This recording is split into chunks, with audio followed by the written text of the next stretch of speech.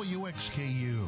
Seymour football is brought to you by S&B Wall Coverings, BSM Groups, and UTP Protection, Jackson County Bank, Otter Smith Eye Center, Saiho Insurance Services, The People's Bank, Beatty Insurance, New Legacy, Jackson County Dental, Stall Insurance, Schneck Orthopedics, Royalty Companies, Bob Pointer Family of Dealerships, Prosperity Financial Insurance and Investments, Jackson Live, and Schneider Plumbing, Heating, and Air Conditioning.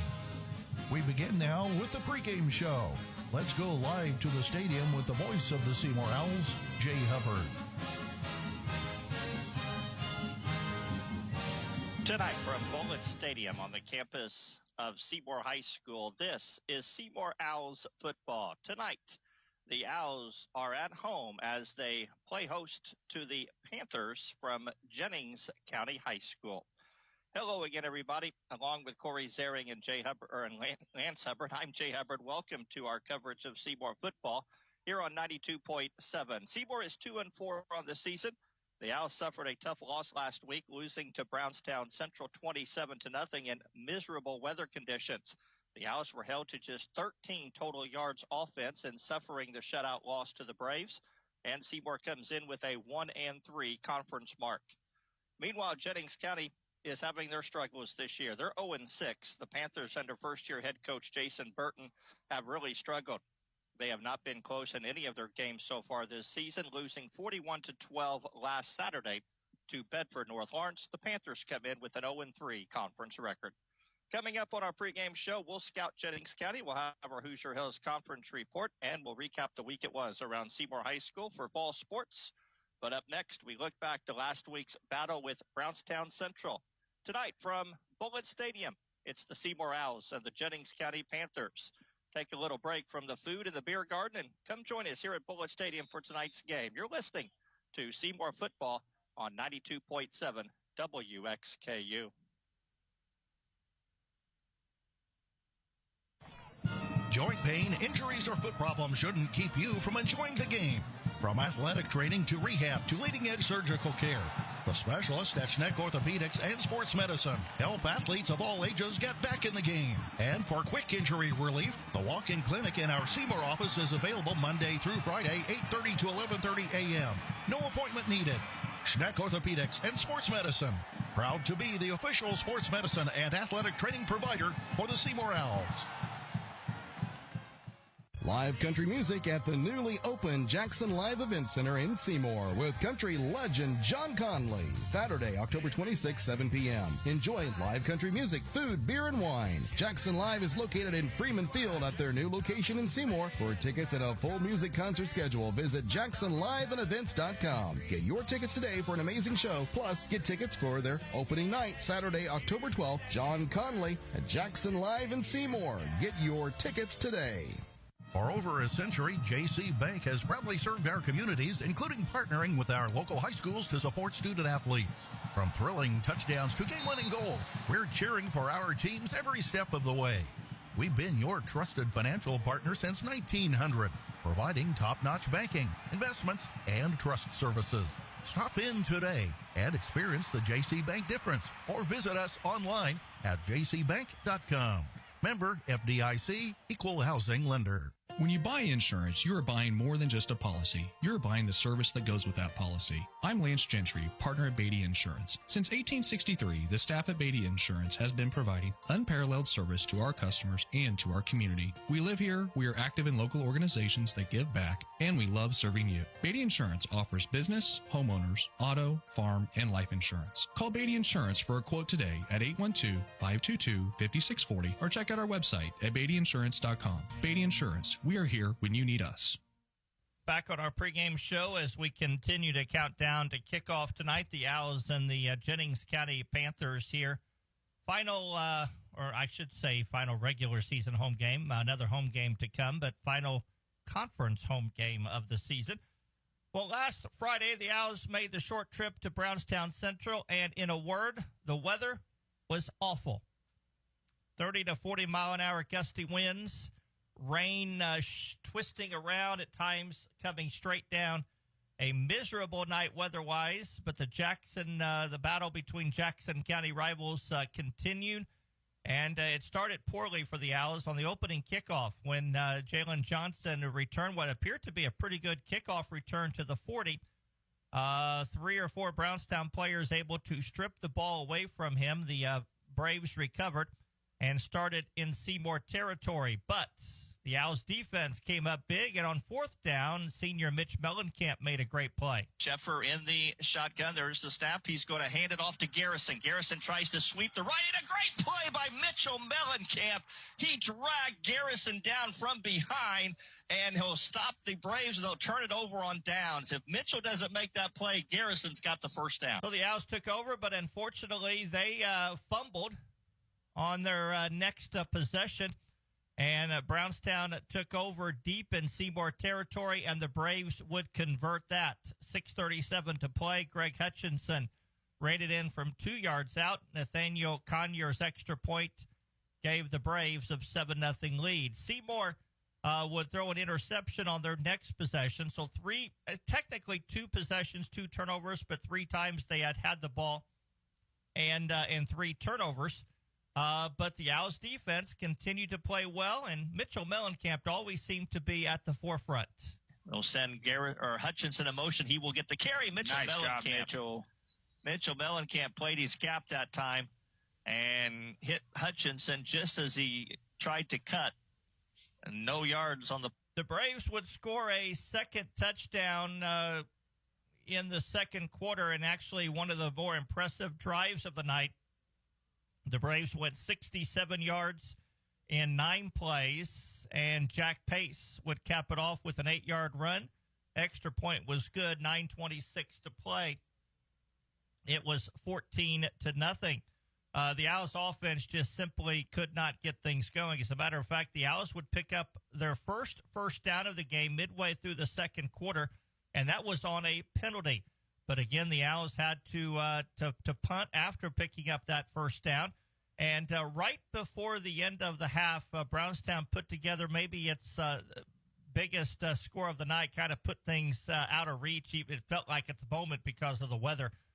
When they scored right before the first half ended, a 2-yard run by Hutchinson. Extra point was good.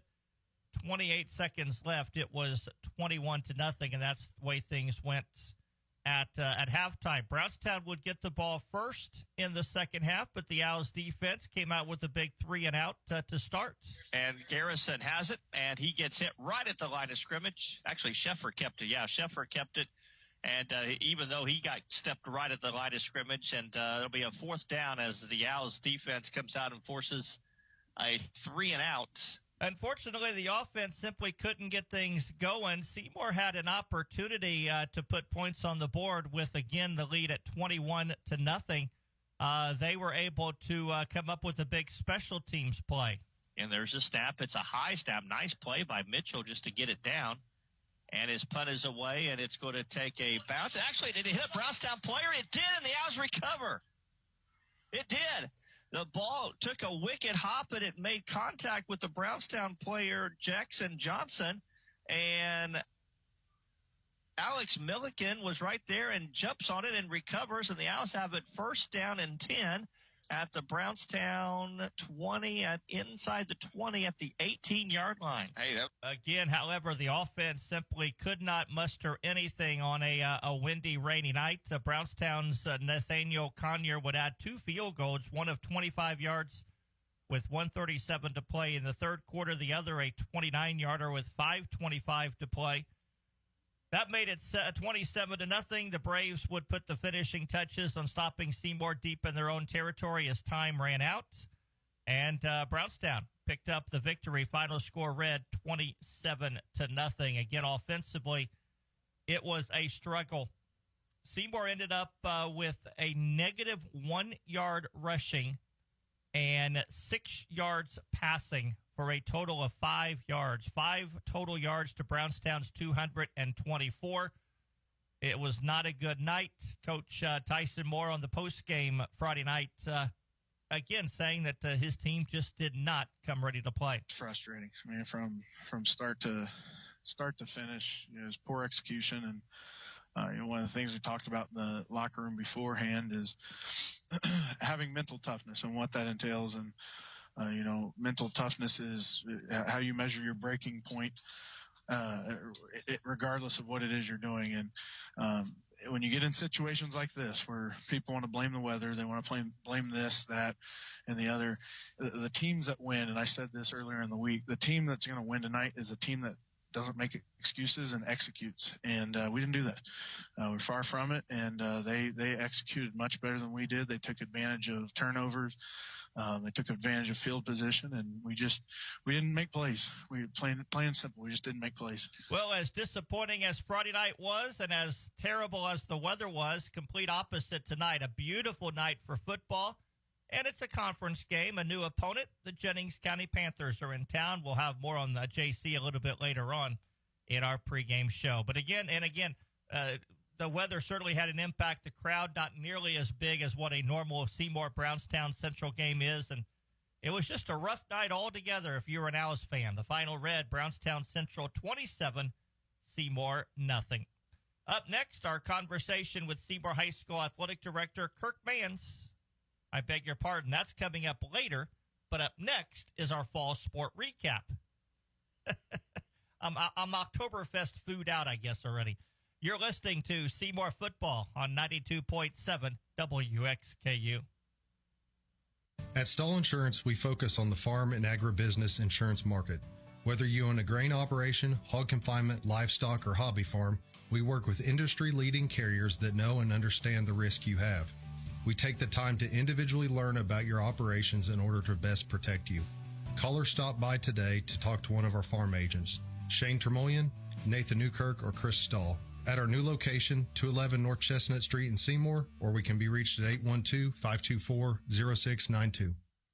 Bob Pointer Family of Dealerships is the #1 pre-owned dealer in South Central Indiana and 17th in the entire state. Hello, this is JB Hackman. Bob Pointer not only sells pre-owned vehicles, we buy them too. Your car is probably worth more than you think. Get a cash offer in under a minute. Head over to bobpointergm.com/radio or stop by the dealership for an appraisal. Bob Pointer Family Dealerships, where we sell and buy pre-owned vehicles. Thanks and have a great day.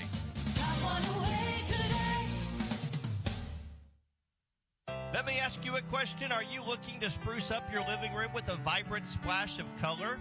Or maybe give your exterior a fresh coat of paint that turns heads? Or dive into the world of trendy wallpaper designs? Well, if the answer is yes, or even maybe, it's time to call S&B Wall Coverings. From commercial to residential projects, they tackle it all. Painting, epoxy flooring, light remodeling, insulation needs. Their quotes are absolutely free, so you'll know exactly what you'll pay for. Don't wait any longer. Contact S&B Wall Coverings today. Watch your home turn into the place you love. 812-216-0162. Why should everyone have an annual eye exam? Various diseases can be detected early through a comprehensive eye exam. At Connor Smith Eye Center, the doctors look for signs or symptoms for various diseases, not just for the eyes. Through an eye exam, you are able to detect diseases such as high blood pressure, diabetes, heart disease, tumors, and stroke. Do not delay. Call Connor Smith Eye Center today for an eye exam. 812-524-3937. See your future clearly.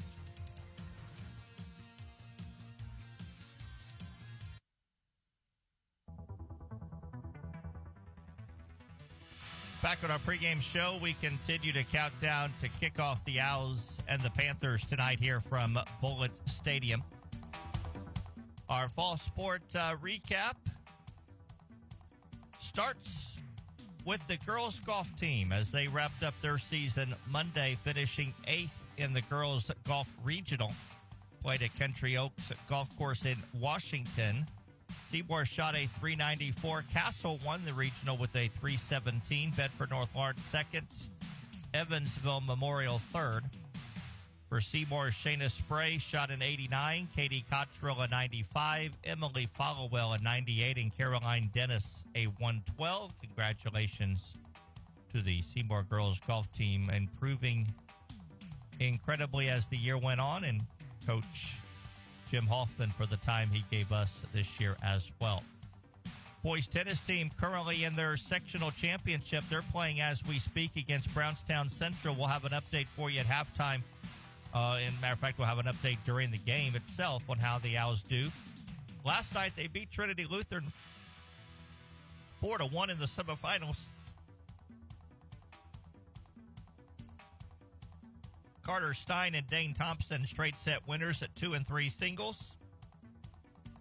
Sean Takuchi and Joe Stevens won a 3-set match at 1 doubles, and Jonathan and Xavier DuBois and Braylon Busby won in straight sets at 2 doubles. Again, the Owls were playing Brownstown Central for the title, 16 and 3 on the season. Girls soccer team Saturday lost to Franklin 3-0. Monday lost to Madison 7-1. Ella Brock the goal, but then last night Seymour celebrated senior night and picked up a 4-0 victory over Columbus East. Katie Rourke, the hat trick, 3 goals. Ella Brock had a goal. Seymour finished the regular season 3-14. They'll play New Albany Tuesday in the Jeffersonville sectional. Boys soccer team Tuesday beat Greenwood 4-1. Miles Chandler a pair of goals. Markinson Paul and Evan Unterseer had a goal. Last night, Seymour blanked Bedford North Lawrence 1-0. Markinson Paul scored early in the second half. Lance Hubbard a shutout in goal, his 6th of the season. Seymour has won 5 straight. They'll take with them a 12-5 record into the sectional Wednesday against New Albany. Volleyball had just one match Tuesday. Lost a thrilling 5-setter to Brownstown Central. The Lady Braves won 20-25, 25-14, 25-15, 23-25, 15-11. Seymour is 15-12. The draw for the sectional this weekend for girls volleyball. Cross-country team, they were supposed to run in the BNL Invitational, but because of the weather conditions as they were last weekend, that event was canceled. The cross-country, the runners will compete in the conference meet tomorrow at Saraland. Coming up at halftime, our final fall sports spotlight of the year. We talked with Seymour boys soccer coach Matt Dennis. Up next, our weekly conversation with athletic director Kirk Mans. You're listening to Seymour Football on 92.7 WXKU.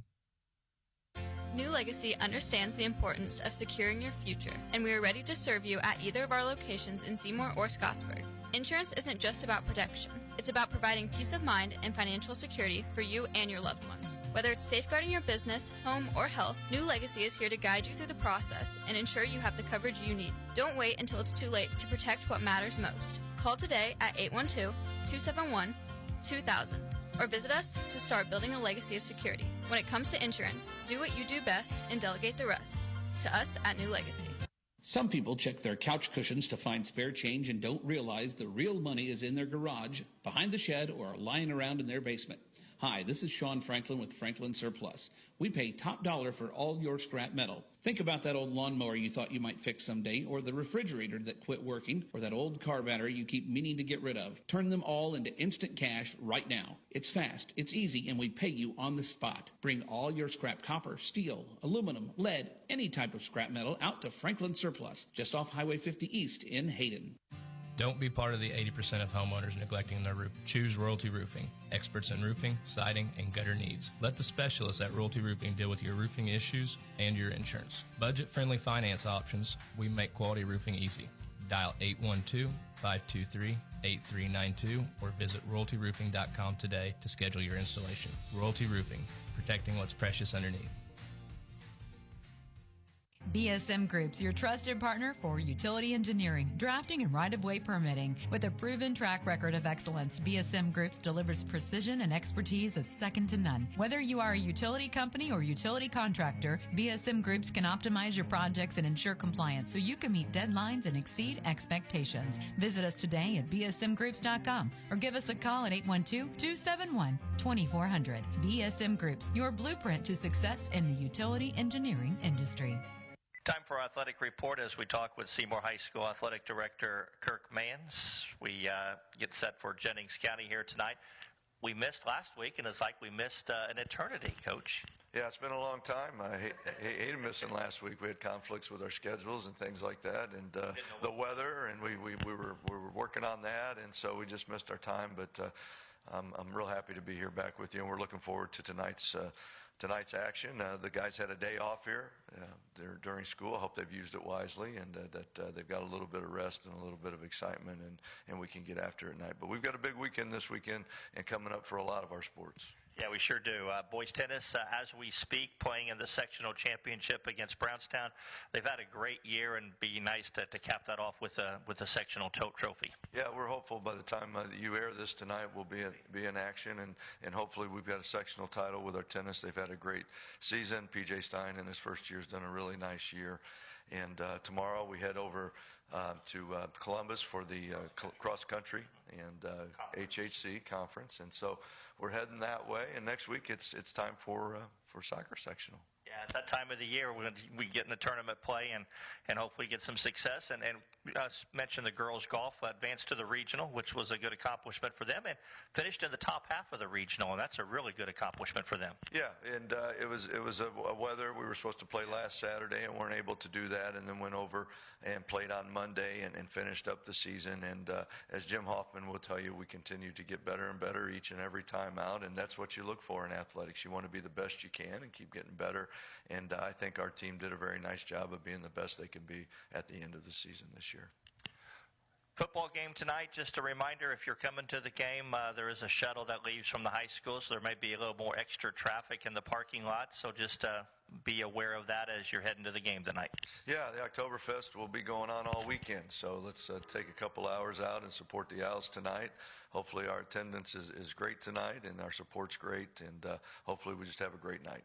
One thing, we are recognizing the band seniors tonight, and they are a big part of the Seymour High School athletic program, aren't they? You know, they're really amazing if you think about the amount of numbers that we have. It's somewhere between 250 and 300 kids, and the interest that we have, and the brand new facility that they've moved into recently, it's amazing. And so I think, Kevin, you want to talk about a guy who's got his hands full all the time, and Kevin's got his hands full, and his staff managing those types of numbers. But we love our band, and it's kind of when they take the field before pregame, it's pretty neat. Sure thing. Seymour and Jennings County here tonight as we talk with Coach Athletic Director Kirk Manses. Appreciate the time as always. Great to be back. I miss when we don't get a chance to talk. Yeah, absolutely. And go Owls. Up next, our scouting report on the Jennings County Panthers, including a conversation with their head coach, Jason Burton. You're listening to Seymour Football on 92.7 WXKU. Jackson County Dental.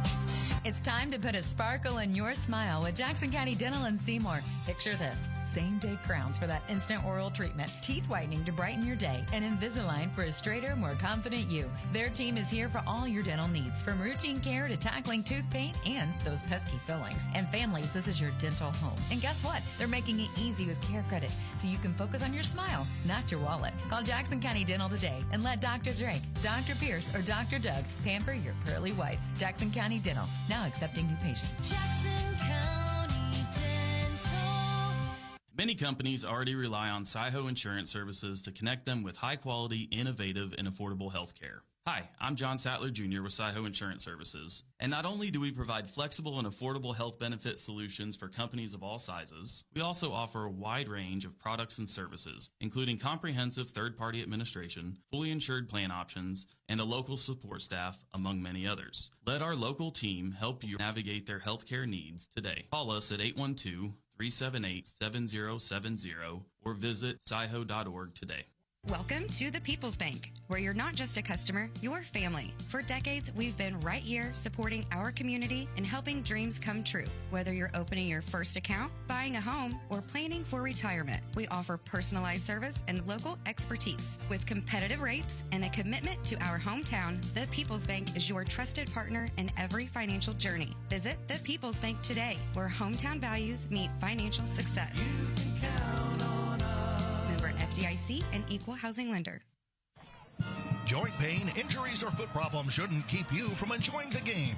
From athletic training to rehab to leading-edge surgical care, The specialist at Schneck Orthopedics and Sports Medicine help athletes of all ages get back in the game. And for quick injury relief, the walk-in clinic in our Seymour office is available Monday through Friday, 8:30 to 11:30 a.m. No appointment needed.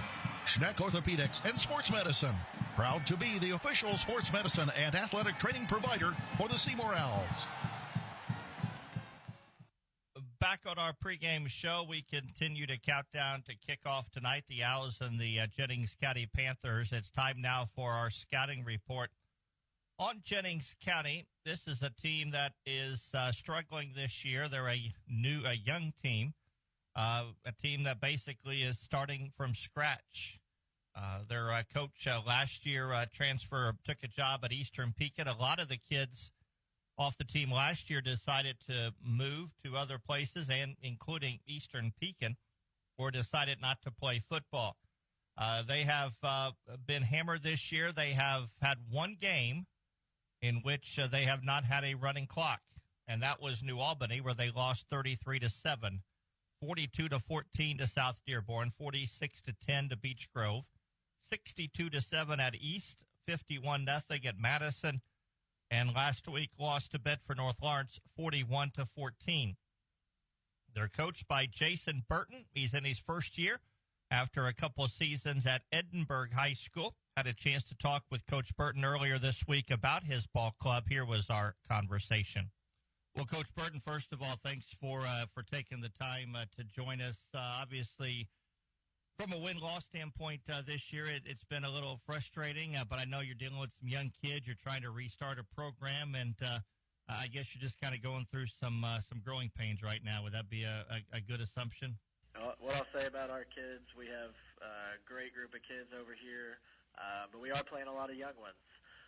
When Coach Newton elected to take the Eastern Pekin job, we had a lot of upperclassmen that elected to not come back out for football. So we're playing a lot of freshmen and sophomores on Fridays that probably, would have benefited from some additional development time at the JV level. But our kids are getting better every week, and, as you stated, it's growing pains. They're growing every week, and, unfortunately that hasn't shown up in the win-loss column yet, but they are getting better every week. Coach, what have you seen from this group that you think is their strength right now? I would say our biggest strength is our resiliency. These kids, they're going to fight. They know that a lot of weeks we're physically outmatched from a size and strength perspective right now because we have a ways to go in that department, but they're not going to quit. They're going to play hard, and they're going to fight till that last whistle, and, we're going to be as physical as we can be and run the football and, give ourselves the best chance to be competitive each Friday night. As you continue to prepare each week, Coach, it's almost like a teaching moment. What are some of the things that you're really trying to install in this team to improve on as you go week to week? Well, we look at it from we're focused on us perspective. I mean, obviously we're going to game plan for Seymour. We're going to have a plan of attack on both sides of the ball, and including the kicking game for Seymour. But ultimately, we're focusing on us. We want to see improvement. With the lack of maturity within our roster, we also have a lack of football experience.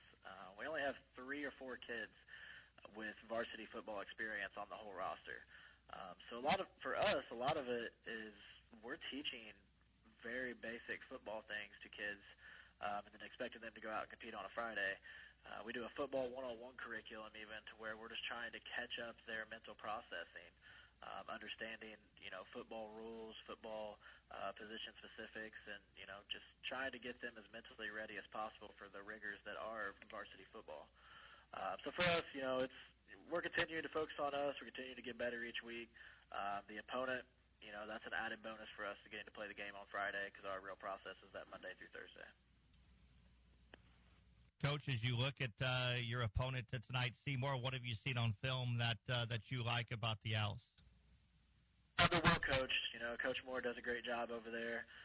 They've been competitive with the best in the conference, and they play a really tough non-conference schedule as well. So they're battle tested, and they're going to come, over at Seymour, and they're going to have a good team. They're going to be physical. They're going to find ways to get Jalen the ball. They're going to move the ball in a couple different ways, and then defensively, their linebacking core is really, really good. I think the Mellencamp kid's probably one of the better middle to outside linebackers in the conference. So they do a lot of things really well. We'll have a tall task at hand, and we'll find ways to be competitive. Obviously, just talking with you in the brief time that we've had here to talk right now, it does sound like that your kids, despite the lack of success, that the fight, the attitude has stayed positive throughout. Yeah, it has. Kind of our phrase going into the year was, before there's a reality, there's a mentality. And that's been our mindset since day one of our summer activities. Before we can have the reality of having a good competitive football program, we've got to establish that mentality. And that mentality is that never quit attitude, and that's relentless effort that it takes to be successful in anything in life, not just football. So our kids have really, really adapted to that mindset, and they're giving me everything they physically and mentally can. We just still have a ways to go on from a football standpoint. Yeah, sometimes it's hard to communicate to kids to realize that, hey, maybe this isn't the year, but 2 or 3 years down the road, you look at what you started at. We were familiar with that. With I know you were in the Coach Shattuck program for about a few months, and you understand that he built a program from the ground base to the top, and it just takes a couple years. Absolutely, and you guys got to see it up close. And Coach Shattuck, he's the definition of a program builder, and it takes time. The big thing that we're continuing to state to our kids here is, yes, this year's a struggle, but we're not looking to have a football team. We're looking to have a football program. And a football program shows continued growth over time, and that's the goal: continued growth over time. To when we get this to a point to where we are competitive, we'll look back on this and see this as the lessons we needed to get there. The Owls have dominated the series over the last 10 years. Matter of fact, really, you go back to 35 years. Seymour has won 8 meetings in a row. They're 9 in their last 10. They've won 10 in a row here at Bullitt Stadium. Last year, the Owls went over to Jennings County and won 56-32. Jennings County is 297th overall in the Sagarin. Seymour 153rd overall. And the Owls' opponents' records 20-15. Jennings County's opponents' records are 18-18. We look forward to bringing you the action here in about, we'll say 20 minutes or so. Top of the hour kickoff from Bullitt Stadium. We'll take a quick break. When we come back, it's our Coach of the Week, one of the volunteer assistants on Coach Moore's staff, Braden Nichols. We'll have that conversation in a moment. You're listening to Seymour Football on 92.7 WXKU. Make sure your heating system is ready for whatever weather winter brings. Whether it's a fall tune-up for your current system or installing a new one, Schneider's Plumbing, Heating, and Air, your local Bryant dealer, will do whatever it takes to keep your family comfortable this winter. With quality parts, reliable system, and advanced technology, they provide service you can trust. To schedule an appointment, contact Schneider's Plumbing, Heating, and Air. Bryant, whatever it takes. Get your tickets now for the Jackson Live Show, October 12th, and John Conley, October 26th, online at Jackson Live's website or Facebook page. For over a century, J.C. Bank has proudly served our communities, including partnering with our local high schools to support student athletes. From thrilling touchdowns to game-winning goals, we're cheering for our teams every step of the way. We've been your trusted financial partner since 1900, providing top-notch banking, investments, and trust services. Stop in today and experience the J.C. Bank difference, or visit us online at jcbank.com. Member FDIC, Equal Housing Lender. When you buy insurance, you are buying more than just a policy. You're buying the service that goes with that policy. I'm Lance Gentry, partner at Beatty Insurance. Since 1863, the staff at Beatty Insurance has been providing unparalleled service to our customers and to our community. We live here, we are active in local organizations that give back, and we love serving you. Beatty Insurance offers business, homeowners, auto, farm, and life insurance. Call Beatty Insurance for a quote today at 812-522-5640 or check out our website at beattyinsurance.com. Beatty Insurance. We are here when you need us. Bob Pointer Family Dealerships is the #1 pre-owned dealer in South Central Indiana and 17th in the entire state. Hello, this is JB Hackman. Bob Pointer not only sells pre-owned vehicles, we buy them too. Your car is probably worth more than you think. Get a cash offer in under a minute. Head over to bobpointergm.com/radio or stop by the dealership for an appraisal. Bob Pointer Family Dealerships, where we sell and buy pre-owned vehicles. Thanks and have a great day.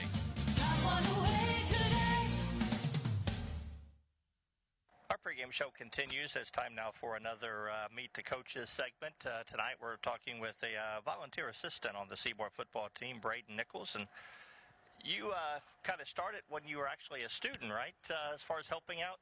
Yeah, I started as a student assistant. I originally wanted to play, but some health issues came up, and Coach Moore asked me what I wanted to do. I wanted to get into coaching. So he said, how about you come on as a student assistant? And that's where I got my start there. Tell me what your role is on Friday nights, because you're out early getting out of the equipment already. Yeah, I do a lot of stuff. Help set up huddle, our sideline video for the coaches and for the players to see during the game. Set up cameras and stuff. So I do a lot, but it helps them. It helps us win, and that's what we do. Friday night, the conditions. Were you able to get the camera set up? I don't know. That was a rough night. Yeah, it was rough because we weren't able to set up, and the wind was just too. The wind.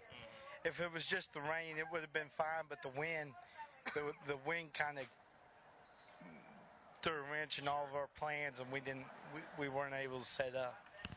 Talk a little bit, Braden, as far as you set up the equipment and you get everything ready to go. Outside of that, what are some of the jobs that you have on Friday night? I help with the quarterbacks on the sideline.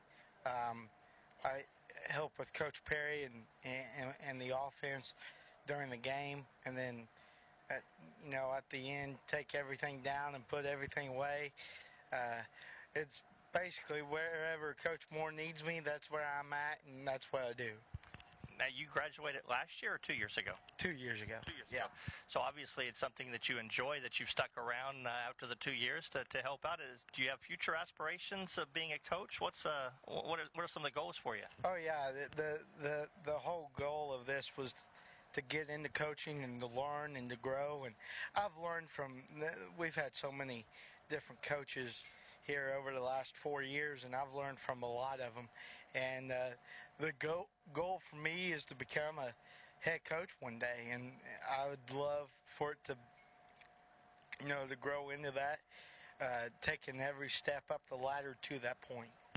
You have a lot of good coaches to work around here, from Coach Dow and Coach Z, who've been around the block, and now I know you work closely with AP, Coach Perry, and he's one of the up-and-coming coaches here at Seymour High School. So you've got a realm of experience to work with. Yeah, well, it's kind of nice because, 2 years ago, Coach Z came in, and he's been doing it for a really long time. Learned a lot from him, and then I remember being in elementary school and middle school watching AP play out here and do a lot of good stuff, and then to be able to watch his brother break a lot of his records, it was fun to have that banter back and forth with him.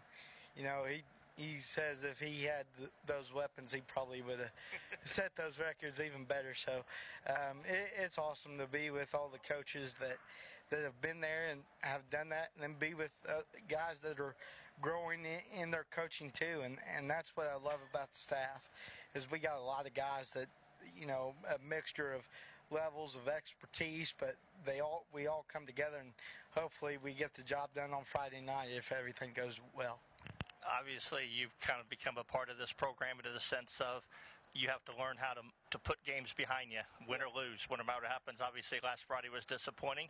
Another game, and you're kind of learning that aspect too. You just kind of week to week, right? Yeah, you can't dwell on it. I mean, every week you get a chance to get better, and you can't dwell on the past, because then you don't practice with an intensity that you need for next week. And I think our guys learned a lot from last week. Even when you lose, right? There's a lot of great players out there that says, you know, when we lose, we learn and we get better. And I think that's what, you know, you want to win that game. You want to get another win, but you know, it's going to be a tough week this week. You know, Jennings County's going to come in with a young team. They're ready to compete and win, you know, and get better. Sure. Get better too. So we got to be on our A game, and we got to come out and be ready to go. You talk just like a coach. I think you're going to be just fine. Yeah. Appreciate the time.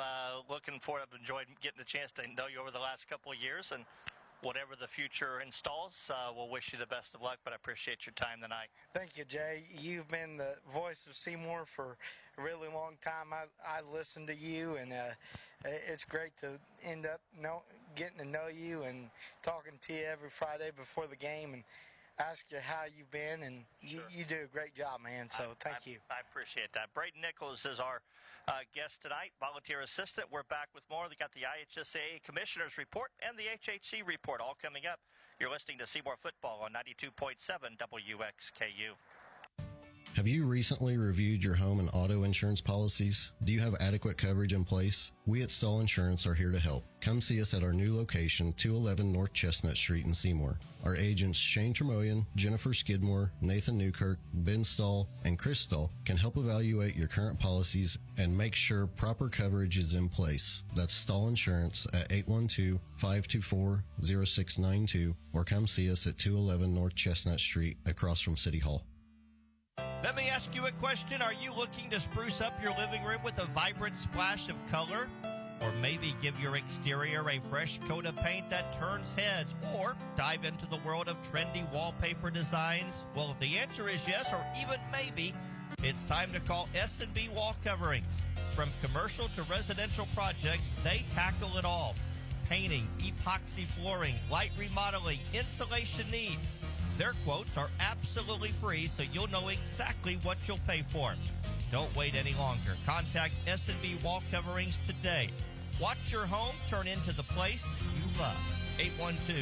812-216-0162. The doctors at Connor Smith Eye Center in Seymour are proud to have cared for the vision needs of the community since 1998. From children to senior citizens, from a first eye exam to specialized eye care, Connor Smith Eye Center is here for you. Don't miss your yearly exam. Make your appointment today. Connor Smith Eye Center, 812-524-3937. See your future clearly.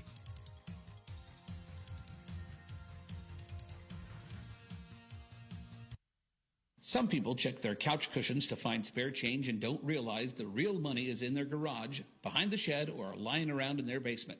Hi, this is Sean Franklin with Franklin Surplus. We pay top dollar for all your scrap metal. Think about that old lawnmower you thought you might fix someday, or the refrigerator that quit working, or that old car battery you keep meaning to get rid of. Turn them all into instant cash right now. It's fast, it's easy, and we pay you on the spot. Bring all your scrap copper, steel, aluminum, lead, any type of scrap metal out to Franklin Surplus, just off Highway 50 East in Hayden.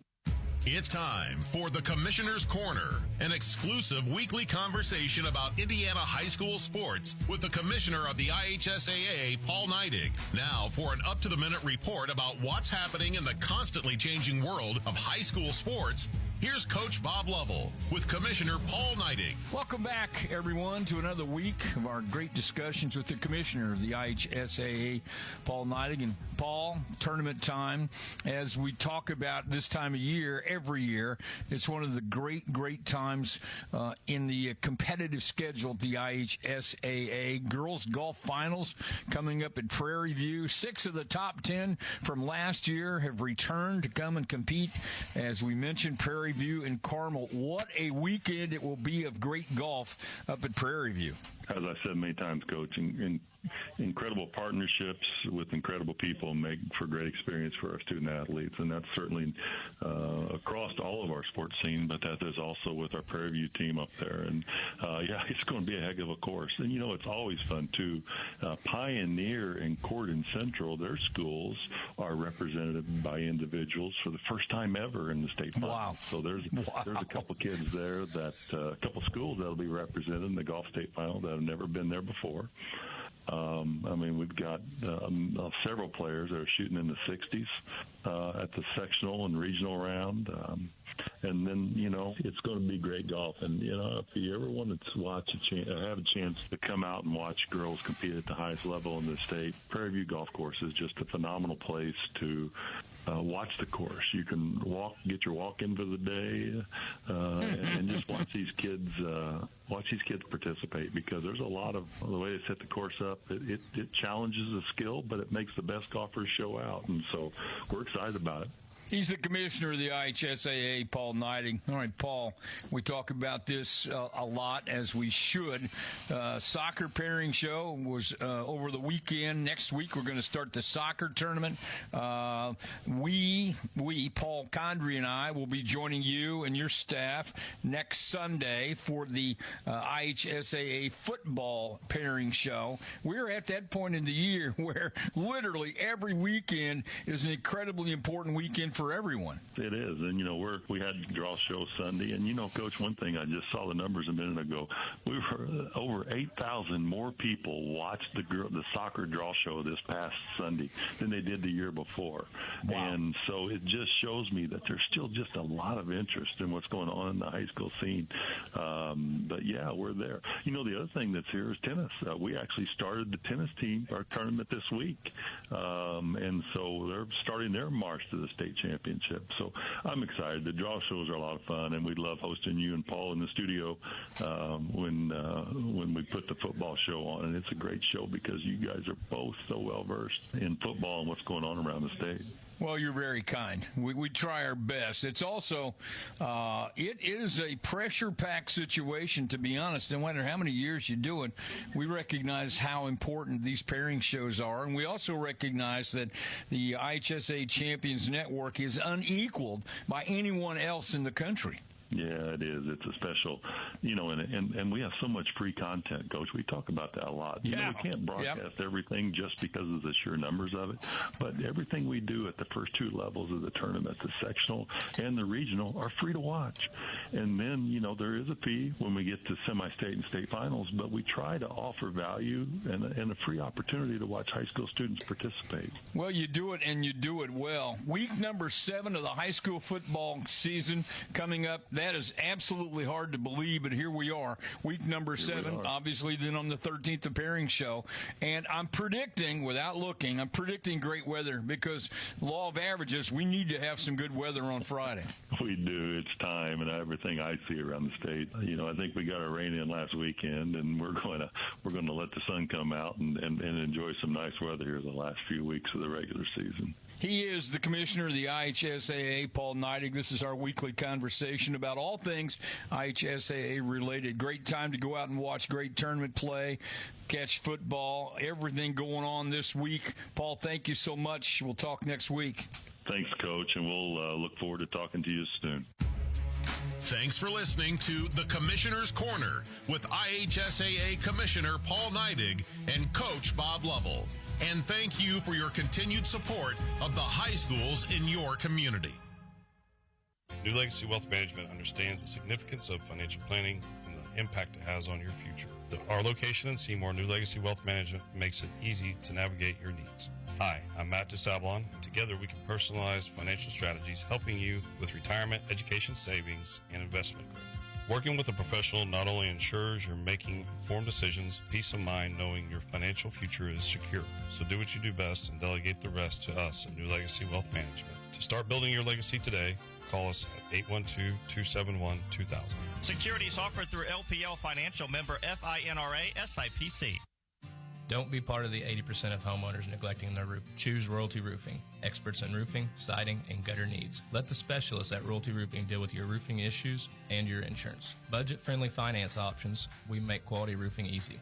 Dial 812-523-8392 or visit royaltyroofing.com today to schedule your installation. Royalty Roofing, protecting what's precious underneath.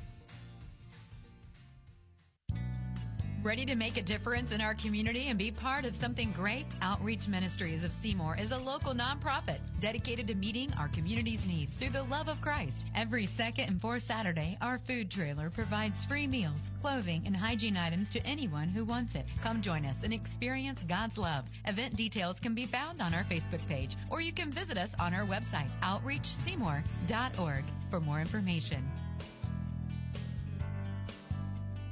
Jackson County Dental. It's time to put a sparkle in your smile with Jackson County Dental in Seymour. Picture this. Same-day crowns for that instant oral treatment, teeth whitening to brighten your day, and Invisalign for a straighter, more confident you. Their team is here for all your dental needs, from routine care to tackling tooth pain and those pesky fillings. And families, this is your dental home. And guess what? They're making it easy with Care Credit, so you can focus on your smile, not your wallet. Call Jackson County Dental today and let Dr. Drake, Dr. Pierce, or Dr. Doug pamper your pearly whites. Jackson County Dental, now accepting new patients. Jackson County Dental. Back on our pregame show, we continue as we count down to kickoff. It's time for our Hoosier Hills Conference report, and it appears the old guard might be back on top. Columbus East sits atop the standings, an undefeated 4-0 record. The Olympians, non-conference game tonight, hosting Bloomington North, will host Jeffersonville next Friday. The Olympians have beaten Floyd Central. They've beaten New Albany. So a victory over Jeffersonville with one game left against Bedford North Lawrence. You would think that would be a good shot to win. So the Olympians would clinch at least a share of the title with a victory to next Friday night. But again, they sit at 4-0. Jeff, Floyd, and New Albany all sit at 2-1. Seymour at 1-3, tied with Bedford and Jennings County 0-3 tonight. As mentioned, Columbus East in non-conference action against Bloomington North. Floyd Central is at Bedford North Lawrence. And tomorrow, New Albany plays at Jeffersonville. That's a Saturday morning, a rare Saturday morning game. But good luck that's your Hoosier Hills Conference schedule for this weekend. Checking a quick check of the Class of 5A poll. Concord is the unanimous number one. They should be 7-0 after tonight. They play an 0-6 Goshen team. East Central, a Seymour sectional opponent. They are 7th this week in the polls. In 6A, the number one team is Brownsburg. They'll play Zionsville tonight. Best game of the night appears to be in 6A, Warren Central at 6-0. They'll play Lawrence North at 6-0. Brownstown Central, number one in the AP poll. Number two in the coaches poll. They will play Madison tonight, and Scottsburg is playing Silver Creek tonight. So, again, that's your look at the IHSAA and other sport report. We'll take a break. We'll come back. We'll be down on the field. It's our last word before kickoff with head coach Tyson Moore. You're listening to Seymour Football. Many companies already rely on Seymour Insurance Services to connect them with high-quality, innovative, and affordable health care. Hi, I'm John Sattler Jr. with Seymour Insurance Services. And not only do we provide flexible and affordable health benefit solutions for companies of all sizes, we also offer a wide range of products and services, including comprehensive third-party administration, fully insured plan options, and a local support staff, among many others. Let our local team help you navigate their healthcare needs today. Call us at 812-378-7070 or visit sciho.org today. Welcome to the People's Bank, where you're not just a customer, you're family. For decades, we've been right here supporting our community and helping dreams come true. Whether you're opening your first account, buying a home, or planning for retirement, we offer personalized service and local expertise. With competitive rates and a commitment to our hometown, the People's Bank is your trusted partner in every financial journey. Visit the People's Bank today, where hometown values meet financial success. You can count on us. Member FDIC and Equal Housing Lender.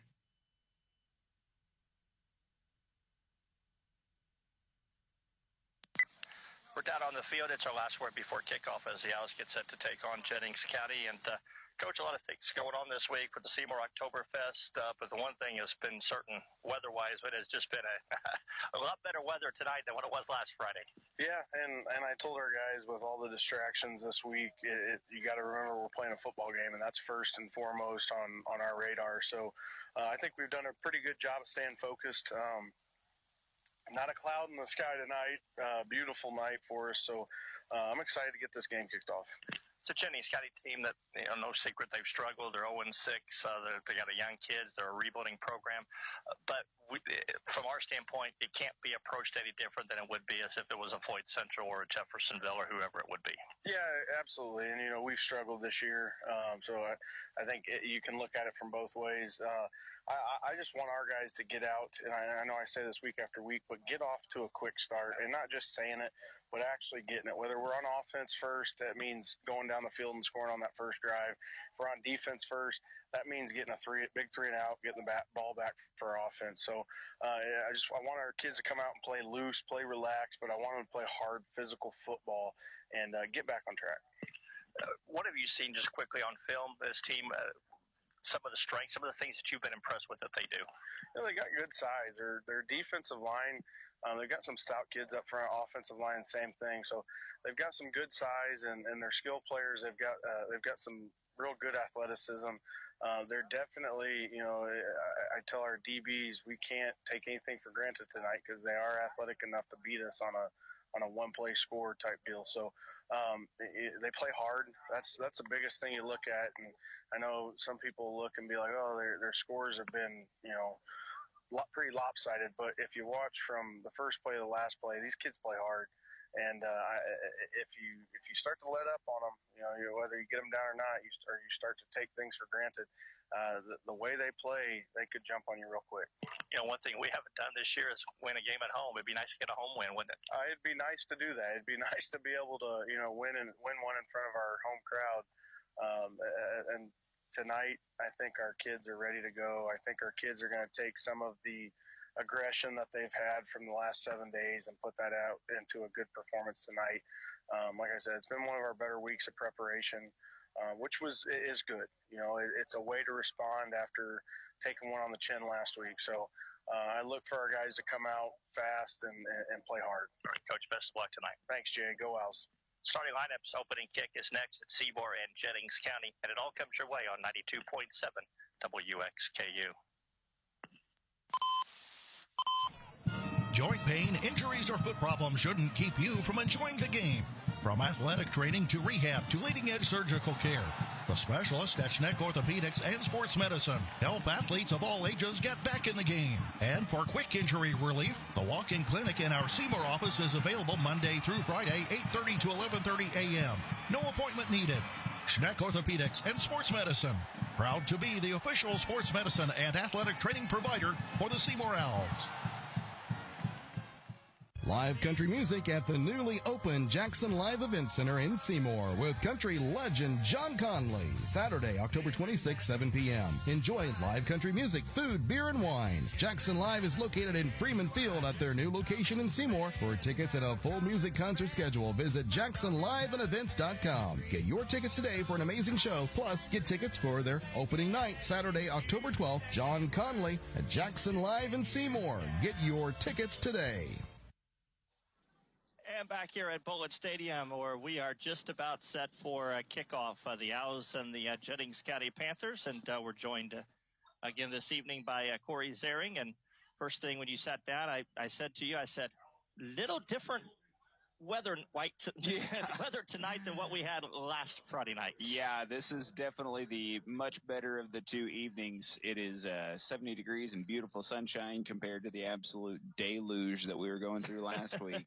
I'm still trying to figure out how we get a windshield wiper installed on that window over there just to make it to where we could actually see that game. But no, this is an absolutely amazing night for football and a great night for the Oktoberfest here in town.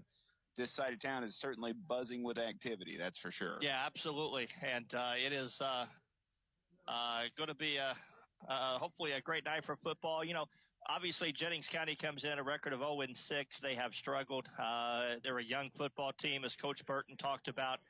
But for Seymour, you simply have to just continue to do what you normally do. You can't prepare any different because, in all honesty, we're not that good of a football team to just take anybody lightly. Absolutely not. And that's one of the biggest traps in these types of games is playing down to your competition. You know, you hear that. That's one of the things that coaches talk about frequently. You can't play down to your level of competition. This is a game, obviously, the Owls, expect to come out with a victory. But if you go in expecting it and don't put out your best effort, then you're not going to have that result. So the Owls definitely have to come out tonight and just set the tone quickly. We know that the Panthers have certainly struggled this year, but it's one of those things that you have to still do your job. The Owls have prepared all week in practice the same way they would last week or any other week. And, you got to go out and execute now that the game's here. The Owls won the toss and deferred. Jennings County will get the ball first, so they will. The Owls will kick it off as we are set for football. Lance Hubbard on stats. Corey Zering alongside Jay Hubbard, and our sound engineer Justin Blumenberg checking in, saying all good on the radio front. So Thank you, Justin. We need that. We are set for football as the Owls in their black jerseys with, and again, if I didn't know the players, it would be the worst possible jersey combinations you could get. You cannot see those numbers very well. Seymour's black jerseys with purple numbers. Yes, those are certainly not the most standout numbers that you can imagine. It'd be wonderful if that was a white number, but here we are. Jennings County, white jerseys with blue numbers, red and blue trim, and we are set to go. Adrian Medina will tee it up at the 40-yard line. Back deep, Panthers send three guys back. Mason Sorensen, Brendan McCory, and don't know who the third one is. Tyler Dixon. So three guys back standing about the 10-yard line, one of them at the 5, and we're set for football. It's a beautiful night. Hopefully you're enjoying it. Of course, the crowd not quite as big as normal. Yeah. Oktoberfest going on. A lot of things going on in the city of Seymour. Yep. This weekend. But if you took the time or you're listening, maybe you're listening at the Oktoberfest. Thanks so much for checking in. Here we go. Medina. Actually, that's not Medina. That's Jackson Fox that will kick it off, and he boots it as short. Fielded up at the 33-yard line, and down to the 38-yard line was the up guy, Sam Hernandez. So Jackson Fox had it teed up. I don't know whether Medina's not here or they decided to go with Jackson tonight. But anyway, Jackson with the kickoff, and the Panthers start 1st and 10 at the Seymour 30 or at their own 38-yard line. Their quarterback is Nathan Harrison, I believe. Nope, they're going to start with the freshman, Brady Franks. Brady Franks, a freshman, 5'10". Coach Burton said he may go with Franks tonight, and indeed he will. So Franks, the starting quarterback. He sends McCory in motion. They're going to flip it back to McCory, and he's not going to go. Well, he gets a couple yards. The Owls swarm the left side. A pickup will give him across the 40, about 3 yards, 2nd down and 7. I couldn't see who made the initial contact there. Somebody made contact behind the line, but the running back was able to slip it a little bit. But good gang tackle, good pursuit by the Owls defense, and off we go to 2nd down.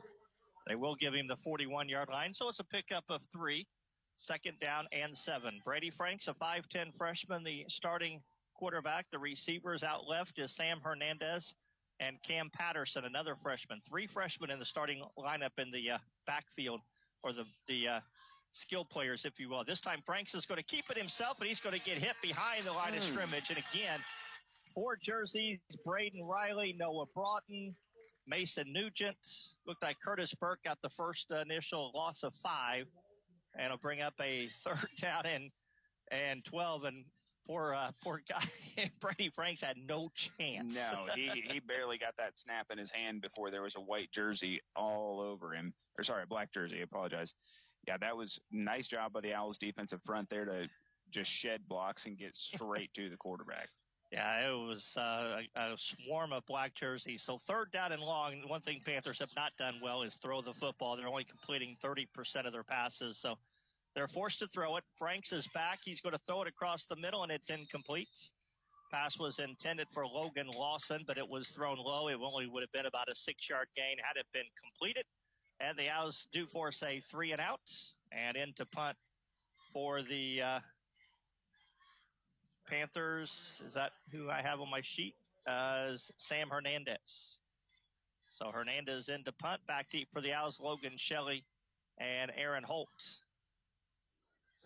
Could be a night the Owls maybe return a kick or a punt or something. You That'd never be know. exciting. There's the snap. Kick his way. It's a line drive kick that hits about the 40. Shelley's going to pick it up at the 30. Brings it back up across the 35 and goes down to the 40. He may have lost the football. I think he might have. And the Panthers say they have it, and I believe they do. They do.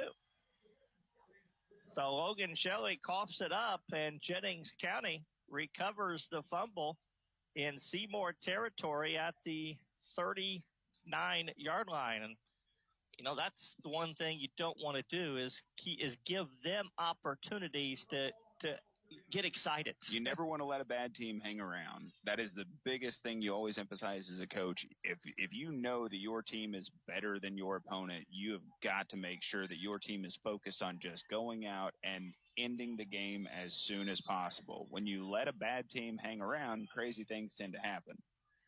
So Jennings County starts at the Seymour 38. Again, this is a pass play to Brennan McCory. One of those, he faked a pitch, and then McCory came in front of him, so that'll be a shuttle pass. It'll go down as a pass, a 3-yard pickup, 2nd down and 7.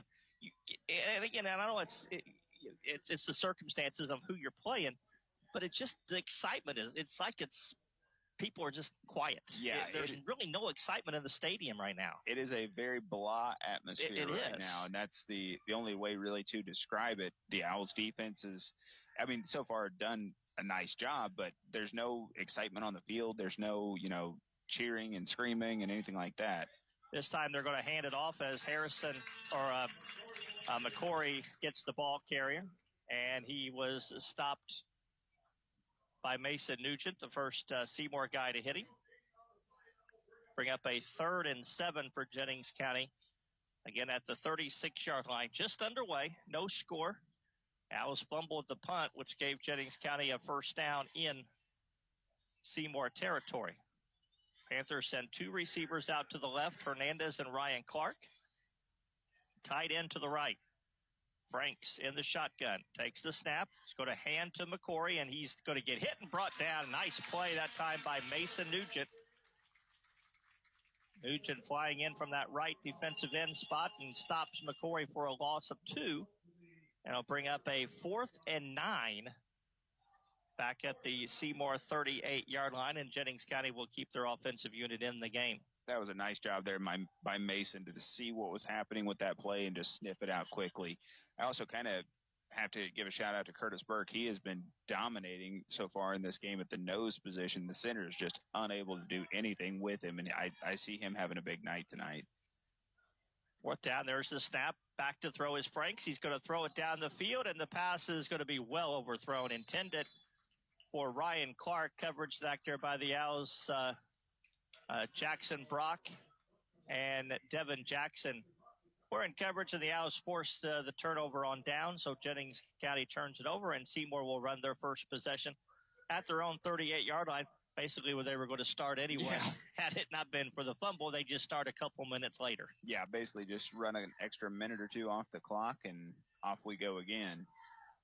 This has got to be a get-back game, though, for the Owls on offense. Absolutely. Last week was just not a great performance. This week you got to get a little confidence. Mikey Wright, the quarterback, takes the snap, back to throw. He wants to go downfield, intended for Jalen. Jalen's got it at the 30 and out of bounds. They line Jalen out on the left side, and I'm going to tell you what, no offense to that young man. Actually, Brady Franks, the quarterback, was the corner. They're going to have to give him help. 31-yard pass play. That Jalen just ran right by him. Yeah, and Jalen's got a definite size advantage, speed advantage. That one could be an easy matchup for Jalen all night. So they'll line 2 receivers to the left, 1 to the right. This time Mikey's going to keep it himself. Right up the middle, gets it across the 25. And he gets it down to the 22-yard line. I think Mikey tried to use the official there as a screen. He was running right beside him and used him as a screen for the Jennings County defender there. 8-yard pickup, 2nd down and 2. Clock moving, 7:40 to play.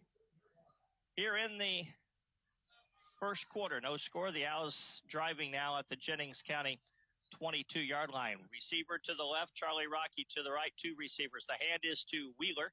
right up the middle. Good tackle that time by Jennings County's Rhett Berkman.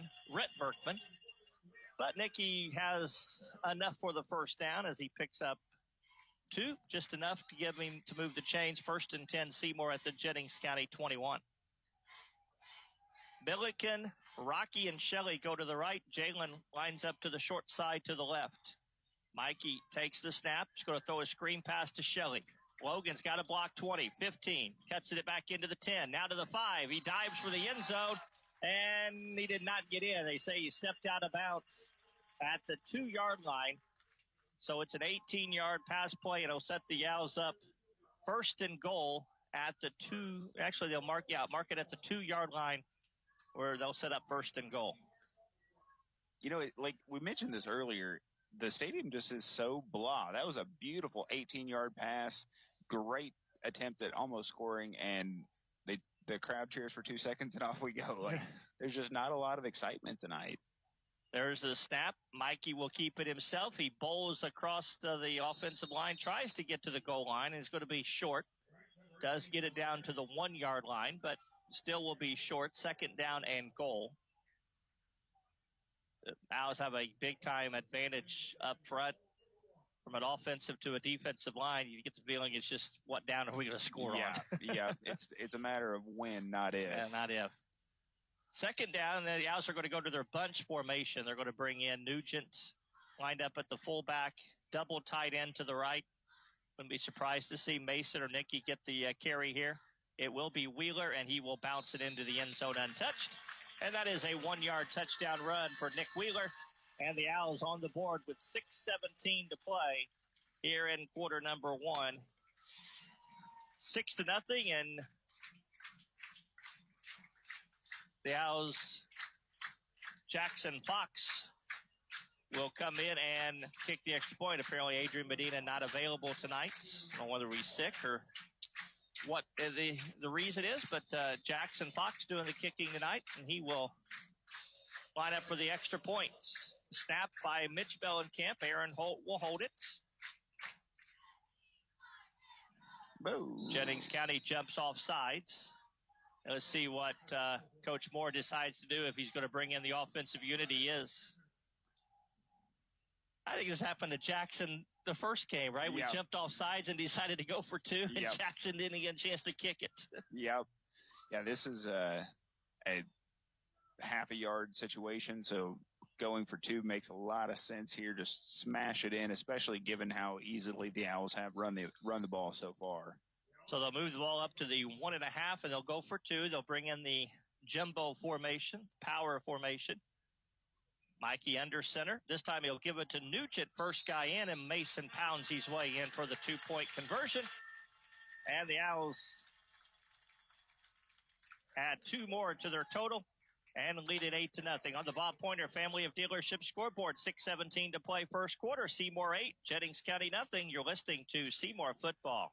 For over a century, J.C. Bank has proudly served our communities, including partnering with our local high schools to support student athletes. From thrilling touchdowns to game-winning goals, we're cheering for our teams every step of the way.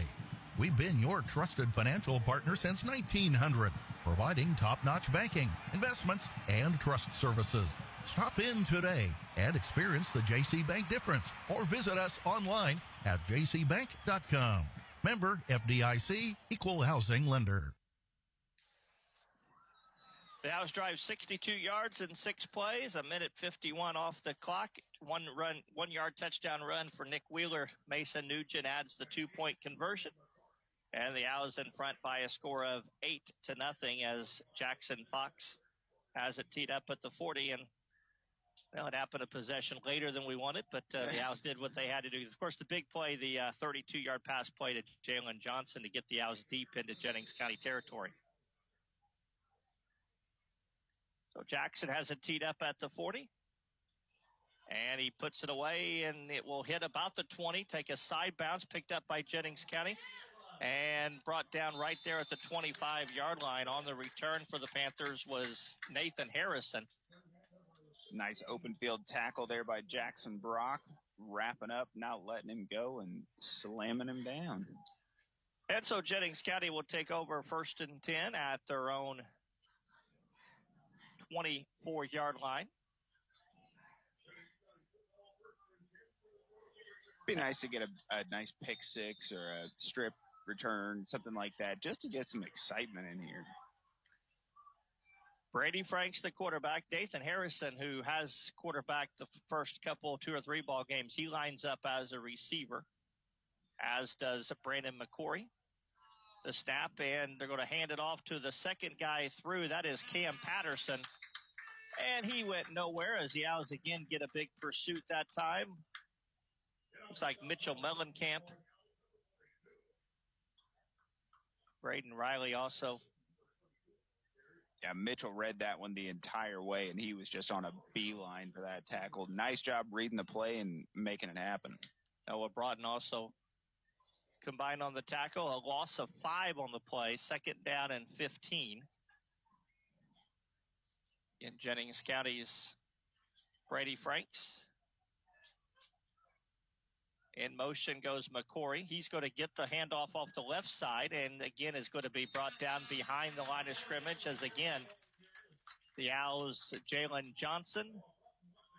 Noah Broughton came hopping back to the huddle. Another loss of a yard on that play. Bring up a 3rd and 16. That was a nice job by Jalen there to get outside, set the edge, and just not let anyone outside of him. We say this frequently, but when you're able to set that edge and make the running back turn upfield, there's help on the way, so you can always count on that.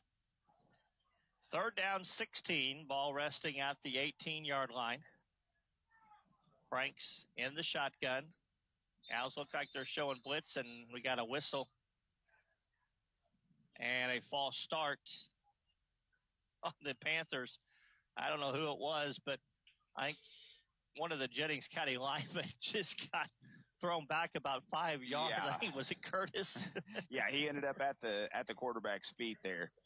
You know, we mentioned, you hear it all the time, quarterback's the hardest position in sports, right? To be a freshman in high school lining up against a team, especially behind an offensive line that's not super strong, that is just never going to be a great night. No, it's not. And I think they've had one positive play so far. It's been a struggle. That ball gets by the quarterback, and he is going to fall into the end zone, and that's the safety. That ball was snapped low. It never came back up. It got right by the quarterback, and he fell on it in the end zone, and that goes down as a safety for the Owls. And with 4:30 to play on the Bob Pointer Family of Dealership scoreboard, it's Seymour 10, Jennings County nothing. You're listening to When you Seymour buy insurance, you're buying more. Dealerships is the At number Stoll one Insurance, we pre-owned focus on the farm and agribusiness insurance market. Whether you own a grain operation, hog confinement, livestock, or hobby farm, we work with industry-leading carriers that know and understand the risk you have. We take the time to individually learn about your operations in order to best protect you. Call or stop by today to talk to one of our farm agents, Shane Tremoyan, Nathan Newkirk, or Chris Stahl, at our new location, 211 North Chestnut Street in Seymour, or we can be reached at 812-524-0692. So the Owls record a safety. The second time Seymour has recorded a safety this season. The other one came back down at Bedford. Maybe it's an omen. Yeah. Shut out Bedford with the safety. Maybe we'll get the shutout tonight. Hey, we can hope. I tell you, though, I am hoping that the sun starts to go down just a little bit quicker. Our neighbors over here are setting off fireworks with every score, and so far there have been 3 that have been kind of tough to see. So I'm hopeful that it gets a little darker here so we can see that beautiful fireworks. Panthers choose to kick it off from the 20. Sam Hernandez has it teed up. And a nice kick. And Logan Shelley, or Aaron Holt, tripped and fell as he caught the ball, and therefore he's down right there. The white line jumped up and got him. Aaron kind of looks up like, are you kidding me? Had one, and I think it was off the safety that he returned it for a touchdown, but it got called back because of a penalty. This time off the safety, he had a lot of room to run. He could have, I'm saying he would have taken it with distance, but there was daylight there. There was daylight, but unfortunately, like you said, the turf monster got him. He still caught the ball. It was actually a nice catch. Yeah. As he was falling down. That was impressive. 33-yard line is where the Owls take over. Mikey Wright in the shotgun, back to throw. Steps up. He wants to go deep, intended for Milliken, and it's over his head and just about a step past him. Brady Franks on the coverage. Milliken had a step. Mikey just let him just a hair too far. Yep. Just a hair overthrown. Had it been complete, probably would have been a touchdown because Milliken had the step, as Corey said, on the defender. But it incomplete brings up a 2nd and 10. 4:25 to play, first quarter, 10-0, Seymour in front. Right, they line up double tight ends this time. Now they'll shift Shelley out to the right. They'll pitch it to Hawkins in the backfield. Trayshawn turns it upfield. And we'll get very little yards. Nice job that time by the Jennings County defense. As Hawkins able to get 4 on the play. Bring up a 3rd and 6 for Seymour at their own 37-yard line. Yeah, Hawkins definitely has the athleticism to get outside there and make something happen. Got to give credit to the Jennings County defender there to not let him bounce it out. 3rd and 6. To the near side comes Rocky and Milliken, Shelley and Johnson to the right. Back to throw is Mike. He throws it. Pass is caught by Jalen at the 45. Breaks a tackle up to midfield and is dragged out of bounds across the 50-yard line. We'll see how much forward progress they give him, but it is a first down. In all honesty, that's a 12-yard pickup. They could play pitch and catch all night doing that. I was just thinking in my head, if the Owls wanted to, Jalen could set some passing or receiving records He really tonight. could. They just, and that's just simply because Jennings doesn't have anybody that's remotely close. Because he can't single cover him, and so they have to lay off of him, and that was just a simple turnaround 5 yards down the field. He's single covered right now, and if Mikey wants it, he could probably hit him. Instead, he's going to get sacked back behind the line of scrimmage. That's a coverage sack because he had time to throw the football. Yep. And then all of a sudden he got pressure, but do we have a flag? Yep, there's a hanky on the ground. We have our second flag of the night. Let's see. And it's a hold against the Owls. Jennings County will decline it. Connor Brown, 6 foot, 200-pound junior, was able to get the quarterback sack. Actually, Mikey got it back up almost to the line of scrimmage, so that's actually a loss of 1. I don't understand why you would decline that. I don't either. 2nd down and 12. I don't either. I'm with you. I was going to ask you that question, to be honest with you. Back, this is a screen pass to Shelley. Logan's got it across the 50, cuts it to the outside, and will fight forward to about the 45-yard line. Especially where they threw the flag. Yeah.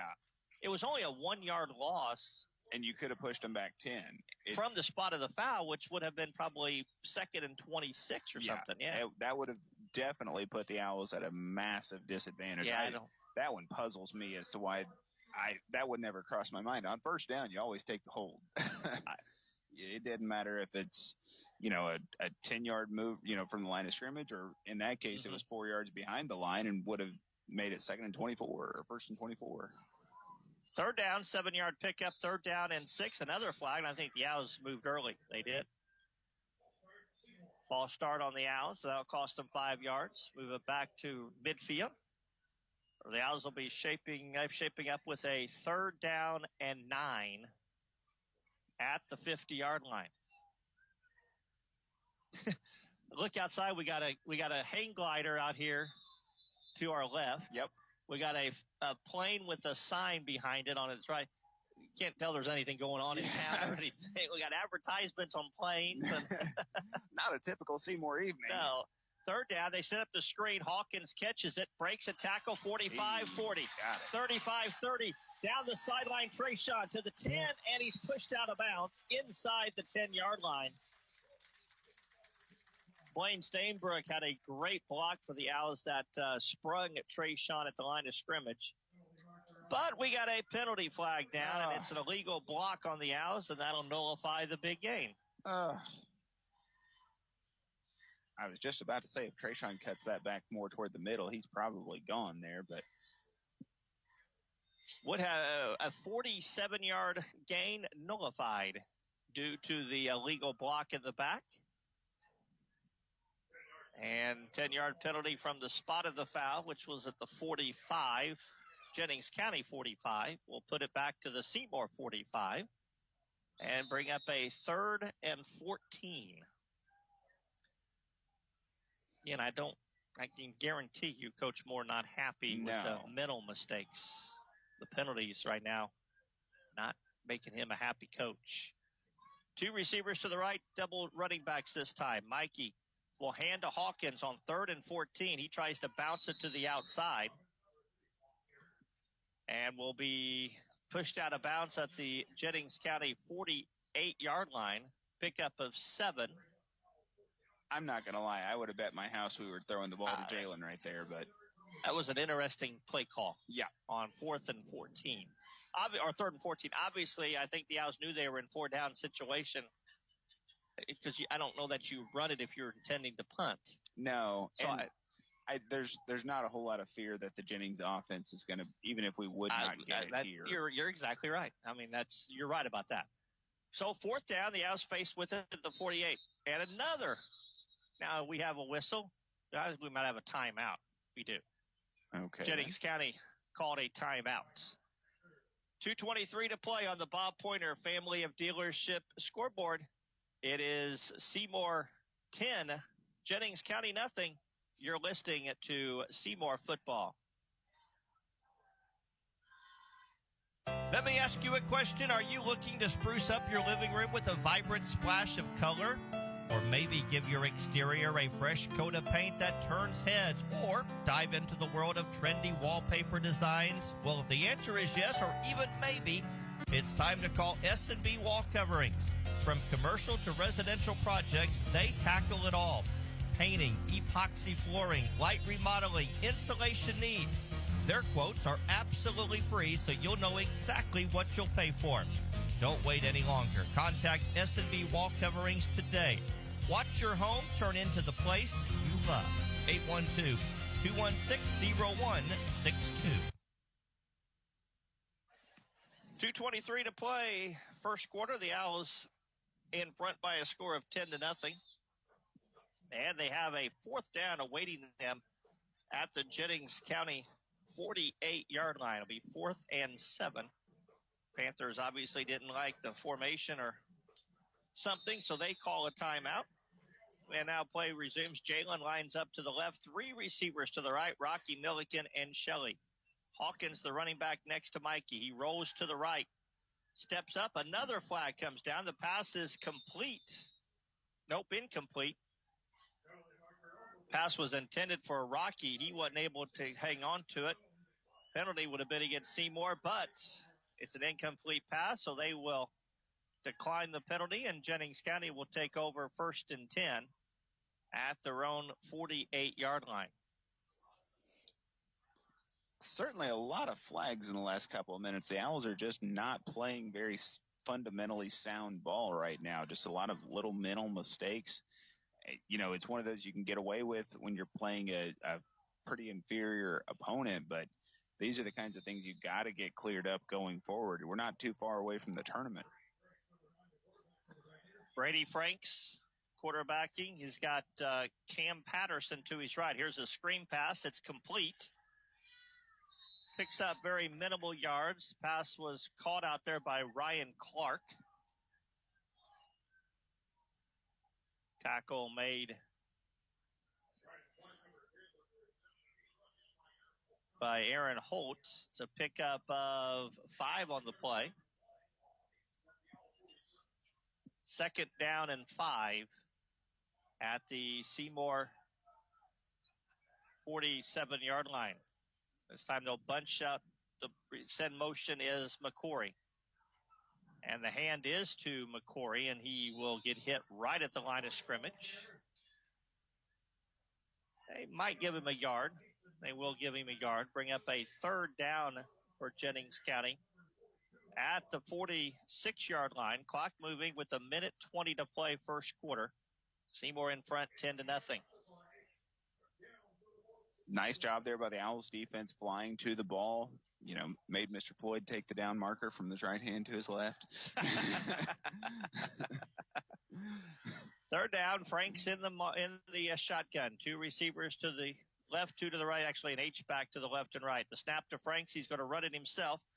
Tries to bounce it to the left side, and he gets hammered and brought back. He hit the line of scrimmage, and then he went back about 3 yards. Yeah, that was a nice job by Broughton there to wrap him up and make sure he got no further. Yeah, Noah Broughton really flying in from that middle linebacker spot. Give him a yard.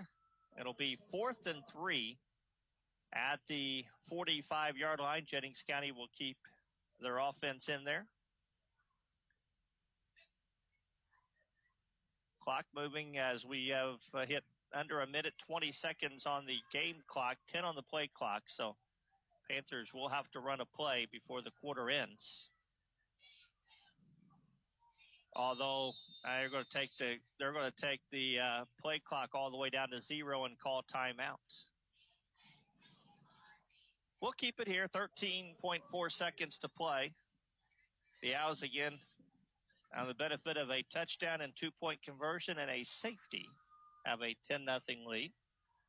Want to tell everyone that the Seymour boys tennis team captured the IHSAA sectional tonight. I don't know what the final score is. I haven't received confirmation on the final score, but as of when I walked up here earlier, we had won the 3 matches. Yeah, that would guarantee us the victory. I saw the boys out taking pictures as I was walking over, but I didn't hear. So they must have. Score, so the number 1 singles match was still going on. The last I heard, I don't know whether Parker won that. I think he won the first set and was in a tiebreaker in the second set, and apparently probably won that set. Or yeah. So I do know they won. I have not officially heard the score. If anybody listening knows the final score, can pass that information along. But congratulations to Coach Stein and Seymour boys tennis team on the sectional championship tonight. 4th down as Franks takes the snap. He's going to throw it out to Cam Patterson, and he will try to get the left side and cannot turn the corner as the Owls bring him down. And for the second time, Seymour turns the Panthers over on downs. And Seymour will have to run a play here before the quarter is done, as they'll take over with 8 seconds to play at their own 46-yard line. You are so right about those purple numbers. I was trying to see who it was that made that tackle, and I could not tell you a number to save my life. I mean, it was on the far side. There were probably about 5 or 6 black jerseys in the vicinity. So this time Seymour lines up 3 receivers to the right. Mikey's going to keep it himself, bounces it to the right side, and will get it across midfield. They'll mark him out of bounds, maybe a half a yard across 50. He went out of bounds with 2 seconds to play, so we'll have to run another play here before the quarter is over. Actually, they'll put the ball down right at the 50-yard line. Pick up a 5, 2nd down and 5. 2nd and 6 will make it at the 50-yard line. Got Mitchell Mellencamp checking into the game here. That usually means we're going with the power formation. We're bringing in tight anyway. They line up 3 receivers to the right, all bunched to the near side. Mikey's going to run it to the left with everybody to the right. Looks for a block, gets one, turns the corner, and will get it across the 35, and they'll mark him out of bounds at the 32-yard line. Nice job by the Owls here on this left side to give him a corner to turn, which he does, and that'll be the end of the first quarter of play. On the Bob Pointer Family of Dealership scoreboard, it's Seymour 10, Jennings County nothing. Second quarter to come. You're listening to Seymour football. Why should everyone have an annual eye exam? Various diseases can be detected early through a comprehensive eye exam. At Connor Smith Eye Center, the doctors look for signs or symptoms for various diseases, not just for the eyes. Through an eye exam, you are able to detect diseases such as high blood pressure, diabetes, heart disease, tumors, and stroke. Do not delay. Call Connor Smith Eye Center today for an eye exam. 812-524-3937. See your future clearly. Some people check their couch cushions to find spare change and don't realize the real money is in their garage, behind the shed, or lying around in their basement. Hi, this is Sean Franklin with Franklin Surplus.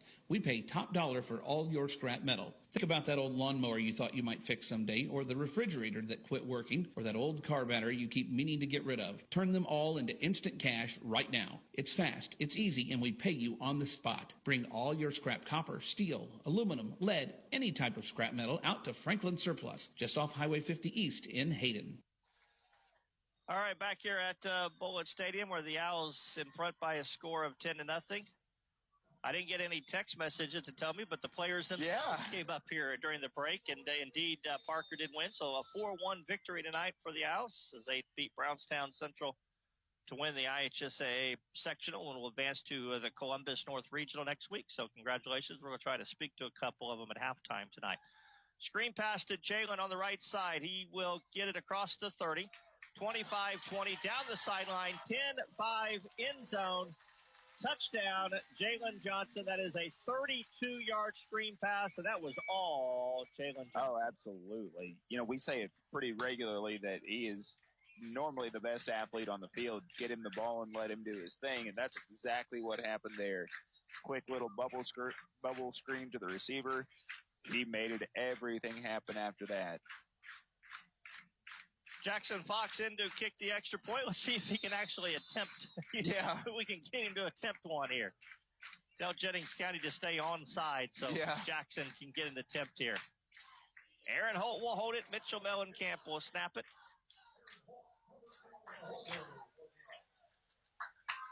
As Seymour trying to tack on another point.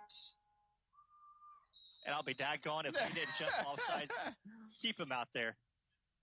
And they say keep the T, and they're going to keep him right there. What is it? That is something else, isn't it? Hey, that is wild. That is wild. They don't want Jackson to attempt the extra point. Watch the ball, boys. Come on now. That time the coaches just kind of said all this, just stay there. Just don't even move. Don't move. We're going to do it again. There's the snap. It's high. Aaron gets it down, and the kick is blocked.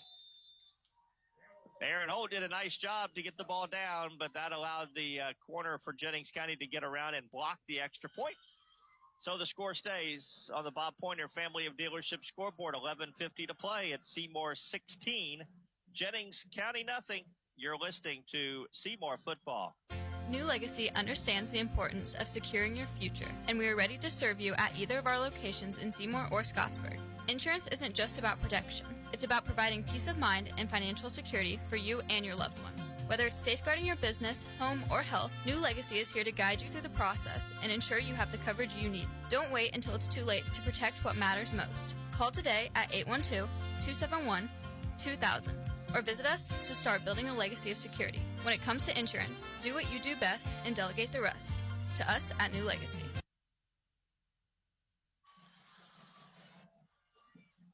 Seymour drives 54 yards in 3 plays, 18 seconds off the clock. 32-yard touchdown pass from Mikey Wright to Jalen Johnson. Extra point is blocked, and 11:50 to play here in second quarter. The Owls up now 16-0 as Jackson Fox has it teed up at the 40-yard line. Jennings County 3 guys back. Brandon McCory, Mason Sorensen. That's an interesting kickoff return formation, too, with having 3 guys deep like that. There's the kick, and it's a little pooch kick that'll be taken at the 18 by Lawson. Brings it up to the right side, gets hit, and goes down right at the 25-yard line. Where the Panthers will set up shop 1st and 10. They have really struggled offensively. They've not picked up a first down. They've I think only picked up 3 or 4 times where they've gotten positive yards. So obviously the Owls defense in dominating fashion in that regard. The guys up front are just having their way tonight. You know, and we thought that would be the case. Yes, absolutely. They have no answer for Curtis over the center. He's disrupted a lot of things. He may not be the one making the tackle, but he is certainly impacting every play. Quarterback Brady Franks back to throw. Steps up, he gets hit just as he throws, and right on the cue there. Yeah. Hey. Curtis Berg hammered Franks just as he released the ball, resulting in the incomplete. Here he is talking about him, and then right off the bat, he comes in there and gets a near quarterback sack. Curtis is a good-sized dude, and he towers over the center and is a good amount heavier, and he is just having his way with that poor kid. 11:41 to play, second quarter. As Franks in the shotgun. Throws a screen pass out here, and it's caught for little yards. Sam Hernandez made the catch, but he was hit just as he caught it right at the line of scrimmage, and actually they won't give him 0, so bring up a 3rd and 10. Just for context, typically with a Hoosier Hills Conference, offensive line, you don't see too many kids under 200 pounds on the line. If there's an offensive lineman for Jennings that weighs more than 200 pounds, I would be shocked right now. They are just not very big. And then you've got freshmen and sophomores in the backfield. Franks takes the snap. He's going to do a draw handoff to McCory. Flag comes down. McCory breaks a tackle and then gets hammered as he gets up to the 29-yard line. He is slow getting up. He got clothesline. Let's see what the penalty is. The penalty's in the area of a hold. I don't even know if the referee signaled. He just, it's a hold against the Panthers. And unfortunately, the runner, is that McCory again? I can't remember. I think it is, yeah. Is still down, and somebody got close. He broke a tackle at the line of scrimmage, and then when he got into the secondary, somebody got him, and it was McCory, and he is up, and you can tell he's wobbling a bit as he walks off to the side. He's going to have to make sure he's okay before he can return. They'll take him over and sit him down, and we'll hope it's just a temporary getting your bell rung and getting back in the ball game. But he certainly took a shot. He took a shot, no doubt about that. The Owls accepted the penalty, so the ball will be moved back to the 15-yard line where it'll be 3rd and 20. As Brady Franks with 2 receivers to the right, 1 to the left. Franks takes the snap, and he's going to hand it off to Cam Patterson. A safe play, and Patterson gets it up to about we'll call it the 19, pick up a 4. About 6 black jerseys in there making the tackle there. Nice pursuit, nice swarm defense, setting up the punt. As the Panthers will come in, it'll be Sam Hernandez who will punt it away. Logan Shelley, Aaron Holt back deep.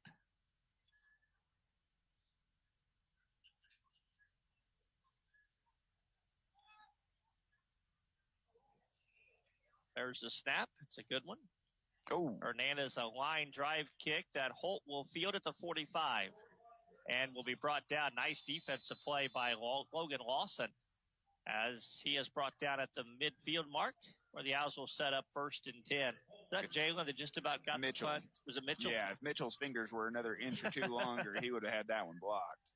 Mitchell Mellencamp was, as Corey said, inches away from blocking the punt. So the Owls take over at the midfield stripe, 1st and 10. 9:52 to play, second quarter. Seymour in front, 16-0. 3 receivers to the left, 1 to the right. Mikey in the shotgun. He sends Shelley in motion, and the Owls move. Right tackle moved early. That'll cost them 5 yards back to the 45. It's not been a very clean game from a penalty standpoint. No, we have had so many penalties. The refs are probably going to have some back issues from having to bend over and pick up all the flags. 2 receivers split to the left, 2 to the right.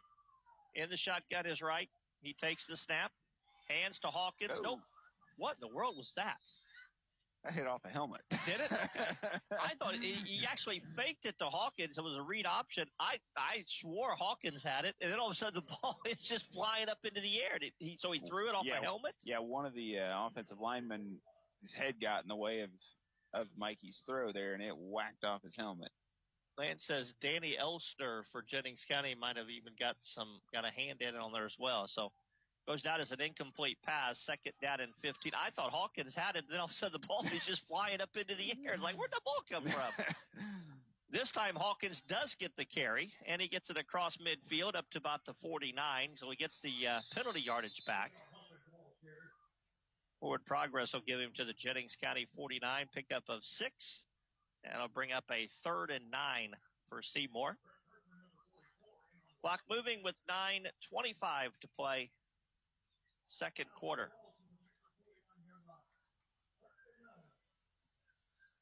Owls will send Logan Shelley, Alex Milliken, and Charlie Rocky to the left. Johnson to the right.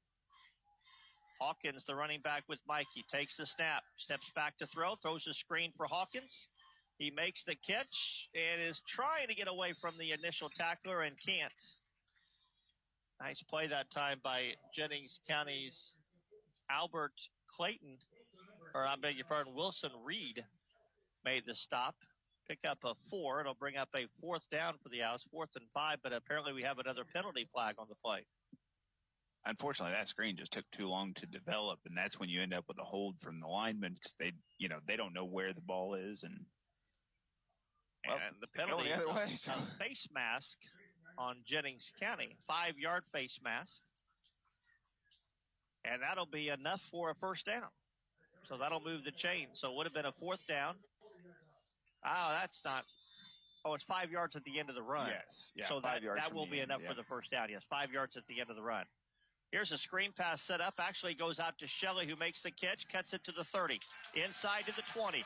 Logan down the sideline, pushed out of bounds inside the 15 at the 12-yard line. But we have another penalty flag down, and it's going to be a holding on the Owls.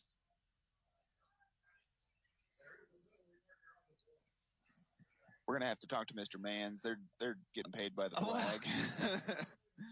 Yeah, there comes a point when you have a penalty on every play. Sometimes you start to wonder.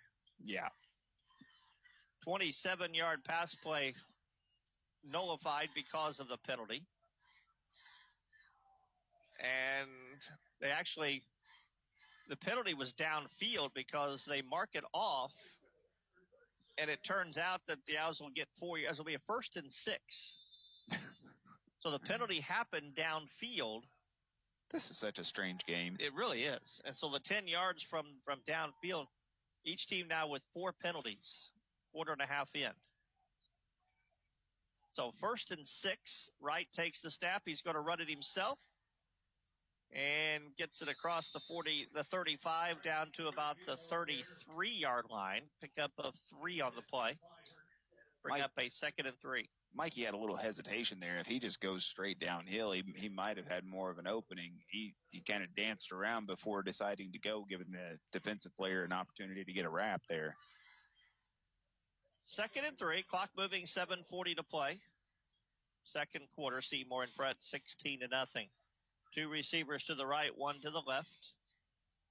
The snap, Mikey.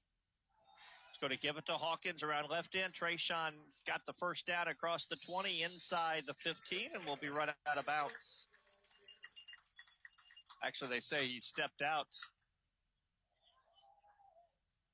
Again, Blake Stainbrook got a great block. That's twice we've called his name. Yep. 17-yard gain for Hawkins, and the Owls 1st and 10 at the Jennings County 16-yard line. The receivers have done a nice job blocking downfield this game, too. Every time the Owls have had any kind of a, forward movement, there's always a hat on a hat downfield, and that's something the coaches are definitely preaching to them. Receiver to either side. This time it's Mikey to keep it around right end. Tries to cut it inside. He does across the 10-yard line. Looked like he almost hurdled a defender. Pickup of 8. Bring up a 2nd down and 2. That was a design quarterback run for Wright. which he gets it down inside the 10 at the 8-yard line. Second down and 2. Clock moves under 7 minutes to play here in the second quarter. Makes you wonder if Coach Moore wants to air it out or if he's just working on the run game tonight. You know, kind of a opportunity here to work out some flaws with some things. Johnson to the left, and he's going to get the pass thrown to him, and it's over his head, incomplete. Nice defensive play that time by Jennings County's Nathan Harrison. They split Jalen out to the far side and tried to run the slant. Harrison played off of him and read it and came in and deflected it away. Brings up a 3rd down and 2 at the Jennings County 8-yard line.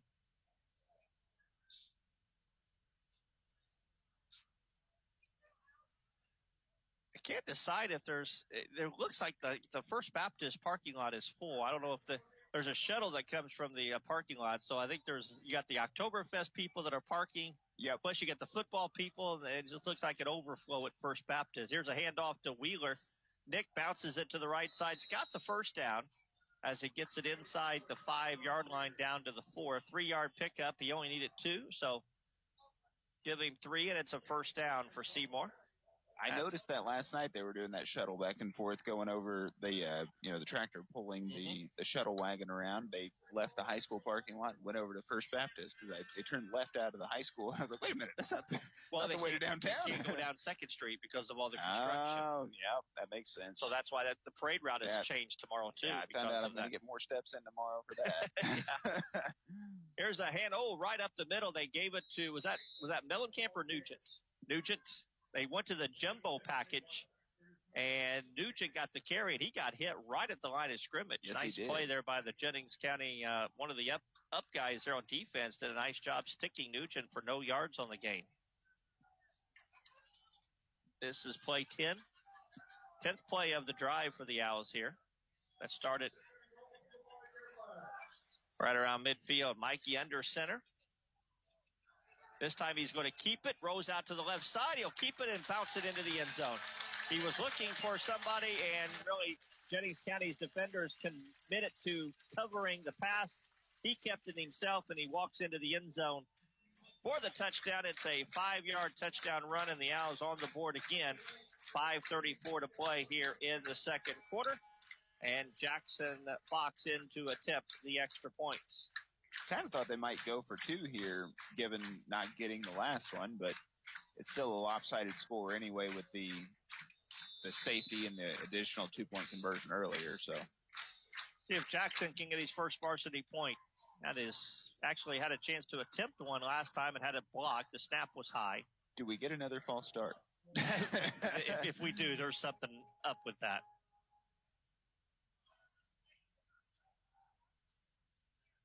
Nope, everybody's onside. There's the kick, and the kick is good. So Jackson Fox able to get one through, his first varsity point. And with 5:34 to play on the Bob Pointer Family of Dealership scoreboard, you can see the fireworks. Yeah, now. they're pretty tonight. It's Seymour 23, Jennings County nothing. You're listening to Seymour football. Don't be part of the 80% of homeowners neglecting their roof. Choose Royalty Roofing, experts in roofing, siding, and gutter needs. Let the specialists at Royalty Roofing deal with your roofing issues and your insurance. Budget-friendly finance options. We make quality roofing easy. Dial 812-523-8392 or visit royaltyroofing.com today to schedule your installation. Royalty Roofing, protecting what's precious underneath.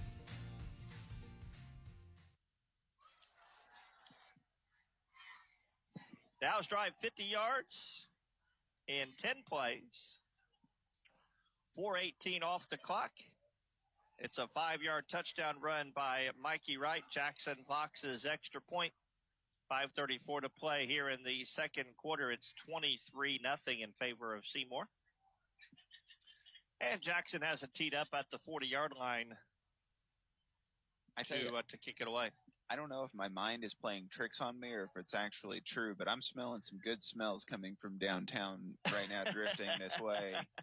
I can taste a tenderloin right now. And what have you indulged in so far? I have not. I spent all day staining my deck today, so And with the three little ones, it's not the most fun to go downtown when you have. And you got the parade tomorrow that I think you're probably involved in, as you said. Yeah, can't wait.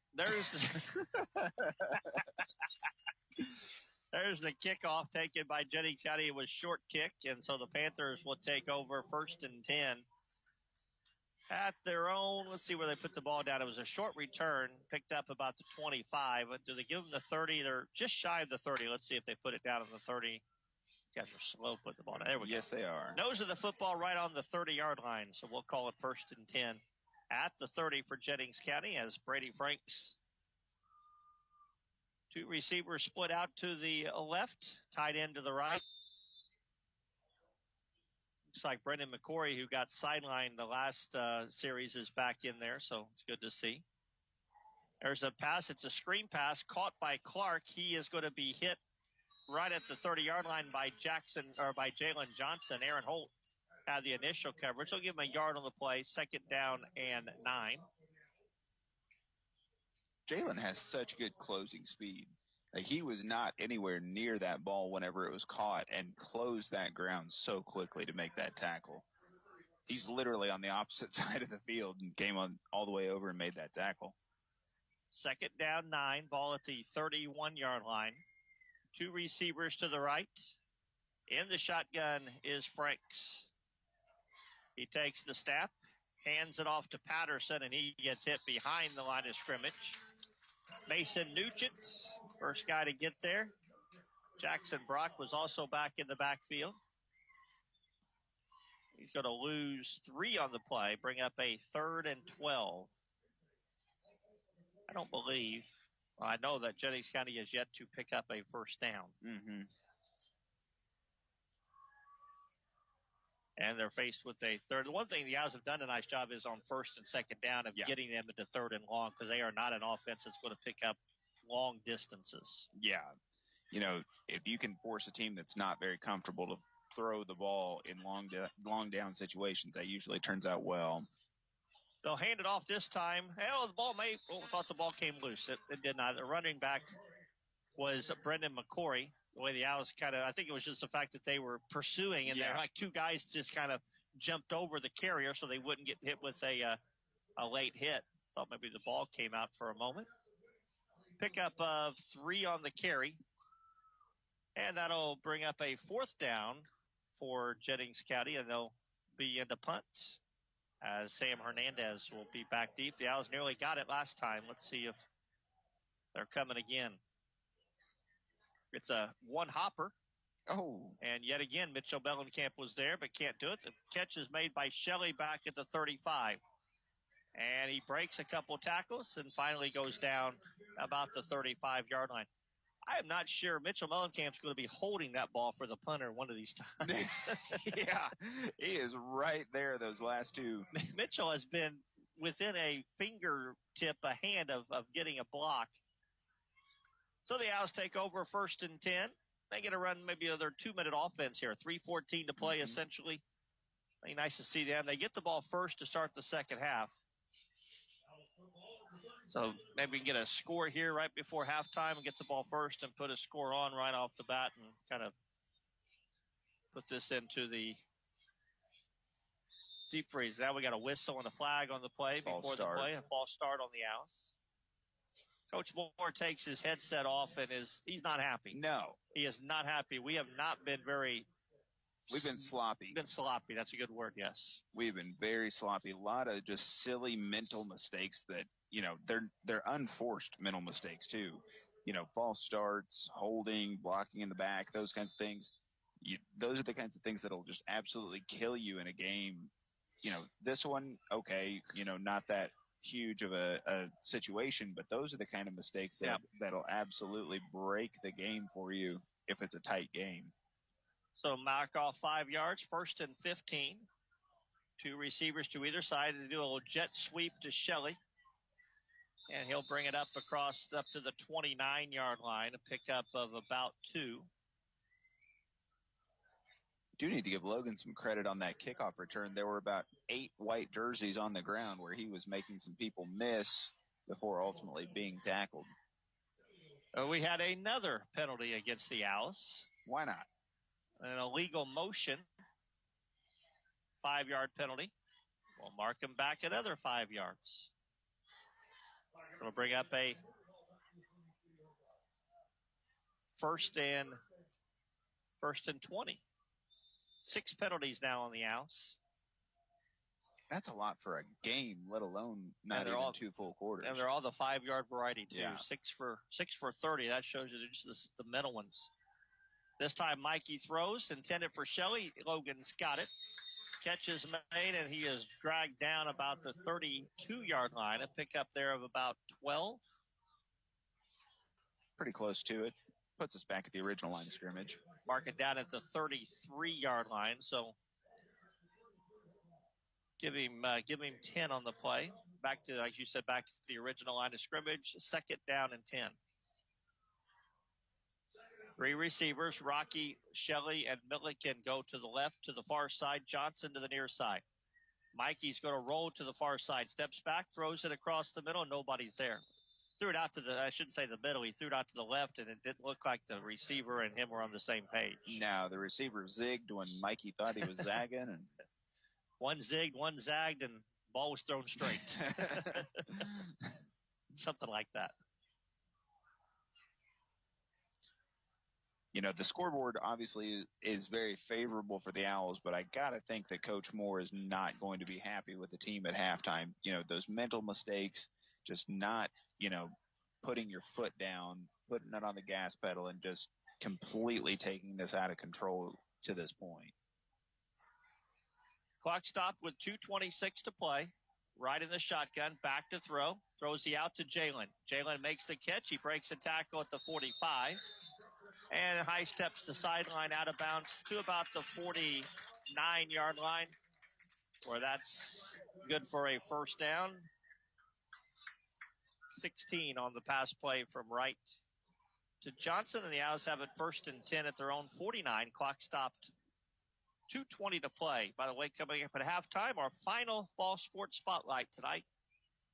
And we're going to talk with Seymour boys soccer coach Matt Dennis. Plus, we'll have a couple members of the Seymour tennis team as well on at halftime to talk about the sectional championship. There's a little shovel pass to Everett Jackson, and he is tripped up just as he tries to get to the left side. Pick up a 5. Brings up a 2nd down and 5. Everett is a freshman. We saw him over at Bedford. Got some quickness. Yes, he does. Got tripped up. He had a lot of green had space. some real estate there, but a nice play by the Panthers to trip him up and stop him after a 4-yard gain. 2nd and 6. Mikey going to be a quarterback draw. Bounces it to the left side up the field and goes out of bounds. Looks like he'll go out of bounds right at the 40-yard line. And that's enough for the first down. Move the chains. Give the Owls a 1st and 10 with 1:37 to play here left in the second quarter.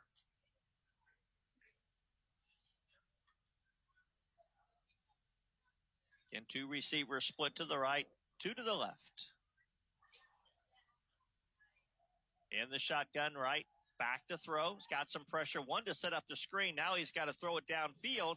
And it's caught by Logan Shelley. Great job by Logan to come back to the ball. And as you said, he was on the turf diving for it. 21-yard pass play. That was a nice throw and a nice catch. Yeah, nice effort on both parties there. Nice job by Logan to come back to the ball and make that catch as he's diving backward. Wanted to set up the screen. Jennings County. They sniffed the screen out. They sniffed that screen out, and Mikey did a nice job to roll out and then threw a rifle. And Logan came back for the ball. The ball resting at the Jennings County 18-yard line where it's 1st and 10. 3 receivers to the left, 1 to the right. Mikey's going to run it to the left. Running it behind Wheeler, cuts it inside. 15, 10, 5, end zone, a touchdown. Mikey Wright ran it to the left. He followed Nick Wheeler. He made the cut, and he was into the end zone. A 19-yard touchdown run for Mikey Wright. Second touchdown run of the game for Mikey, and the Owls add 6 more to their total. Now 29-0 with 58 seconds to play here in the second quarter. Looks like the offense. Nope, that is the kicking. Jackson Fox will attempt the extra points. Booted the last one through the uprights. Owls seem to be a little confused up front. Now they get set. There's the snap. Ball is down. Kick is away, and the kick is good. On the Bob Pointer Family of Dealership scoreboard, 58 seconds to play. Seymour 30, Jennings County nothing. You're listening to Seymour Football. UTB Protection offers top-tier traffic solutions and serves as your ultimate partner for smooth and safe traffic flow. As a trusted full-service traffic safety expert, they handle everything from flagging busy work zones to road closures for events and even assist with emergency response traffic management. Their expertise extends to designing strategic and efficient routes for any scenario. Count on UTB Protection's unmatched dedication to traffic safety. Connect with them at utbsafety.com or call 812-271-2100. UTB Protection, your premier traffic safety partner. The Owls drive 67 yards in 7 plays. 2:15 off the clock. Mikey Wright, a 19-yard touchdown run. His second touchdown run of the game. His third touchdown. He had 1 passing. And the extra point by Jackson Fox. 59 seconds to play. It's Seymour 30 and Jennings County nothing. As Jackson has it teed up at the 40-yard line. Mentioned it's senior night for the band tonight. So it's a 20-minute halftime. Okay. Tonight, as the band members will be honored at halftime. All 600 of them. Jennings County runs a little trickery on the kickoff.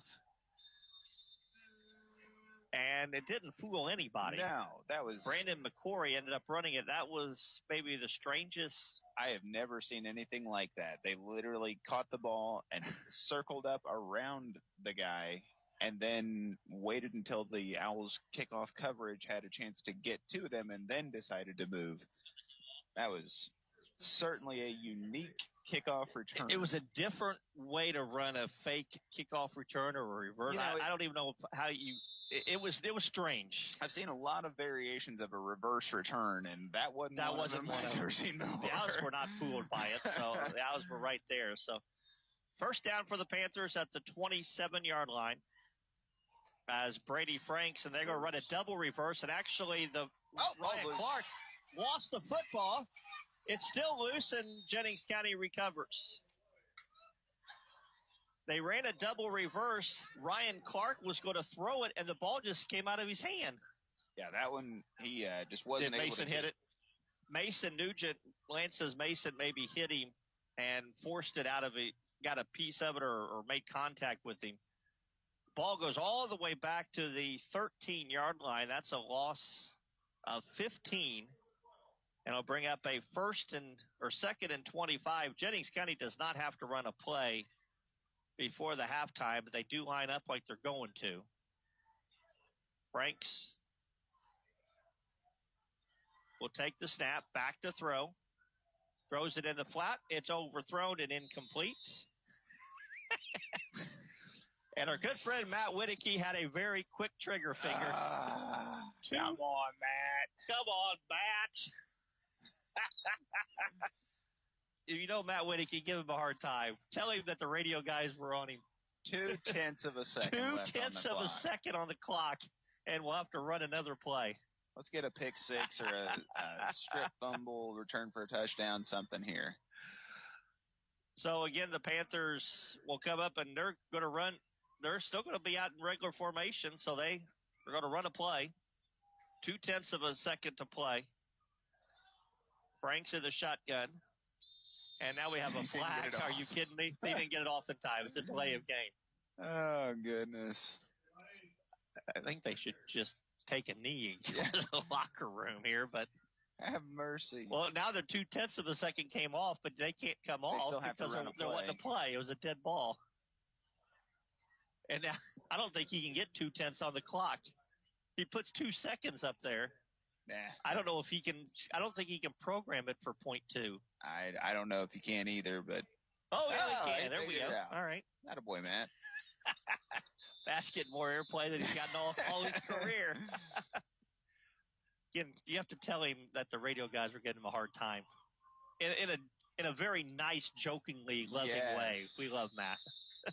They're going to hand the ball off right up the middle, and that will take it to the end of the first half. Halftime here at Bullitt Stadium. It is Seymour 30, Jennings County nothing. We're going to take a quick break, and when we come back, we're going to talk to members of the Seymour tennis team, sectional champion Seymour tennis team, and we'll do that as we start our halftime show in a moment. You're listening to Seymour Football on 92.7 WXKU. Halftime brought to you by Prosperity Financial Insurance and Investments. Rooted in Jackson County, Prosperity Financial aims to provide exceptional service and guidance to all who come through our doors. Retirement planning, wealth management, college planning, life insurance, and Social Security analysis are just a few of the services we offer. Stan Tremoyan, Brian Covener, and myself, Ryan Benter, are here to help. We're located at 419 West 2nd Street, Seymour, or give us a call at 812-522-3180. Securities offered through Parkland Securities LLC, member FINRA SIPC. Prosperity Financial is independent of Parkland Securities LLC. Jackson County Dental. It's time to put a sparkle in your smile with Jackson County Dental and Seymour. Picture this.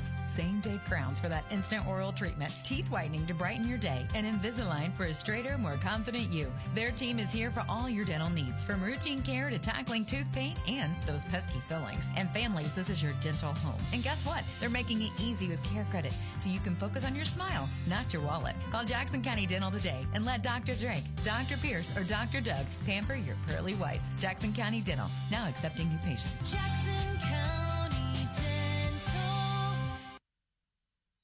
And we're back here at Bullitt Stadium. Halftime, the Seymour High School band ready to perform. Our halftime interview coming up with the boys soccer coach, Matt Dennis. But before we get to Coach Dennis, members of the Seymour boys tennis team, as they have captured the latest sectional trophy to put in the mantle. First of all, Parker Thompson, Xavier DuBois, and Carter Stein are going to be up here. And first, Parker, congratulations, sectional champion now. Yep. 3 times or 4 times? Yeah, three in a row.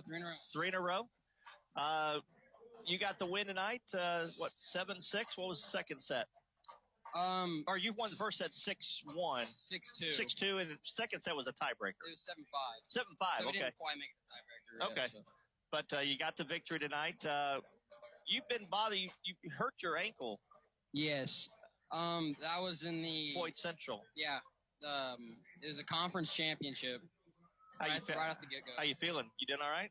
It's better. It's better. Not all the way what I want it to be, but it's better. All right, but you got the job done tonight. Yep. As a senior, this was one of your goals, to be sectional champions. Does it feel as good as you thought it would? Definitely not as good as last year's, but it's still pretty good. Pretty good. Oh, great. Anytime you get a sectional, it's a good night, right? Anytime you can host the trophy, you bet. That's very true. Now you move on to the regional. Yep. Do we know who we play yet? Scottsburg. Is it Scottsburg? Yeah. And you guys beat them during the year? Yeah, we already beat them.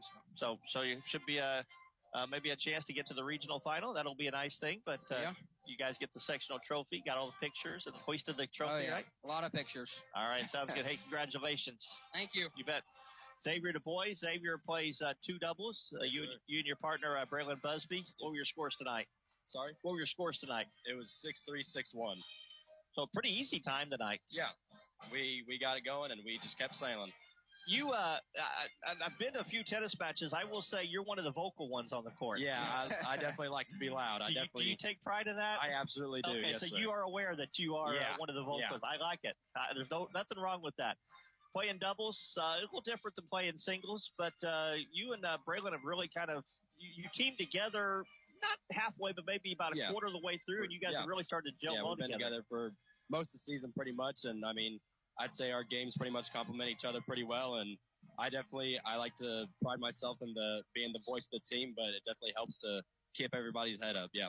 You're a senior as well, so yes, sir. Now did you play varsity last year? I did. Okay, so 2 years in a row. Yep. Were you sophomore? No, just 2. 2 years. So sectional back to back had to be sweet though to win it your senior year. It was real nice, really nice. That's been the goal since day one is win sectionals. Now you got to go up to the Oktoberfest this weekend and enjoy it as sectional champions, right? I'm sorry. Well, congratulations. Good luck in the regional. Yeah, thank you. You bet.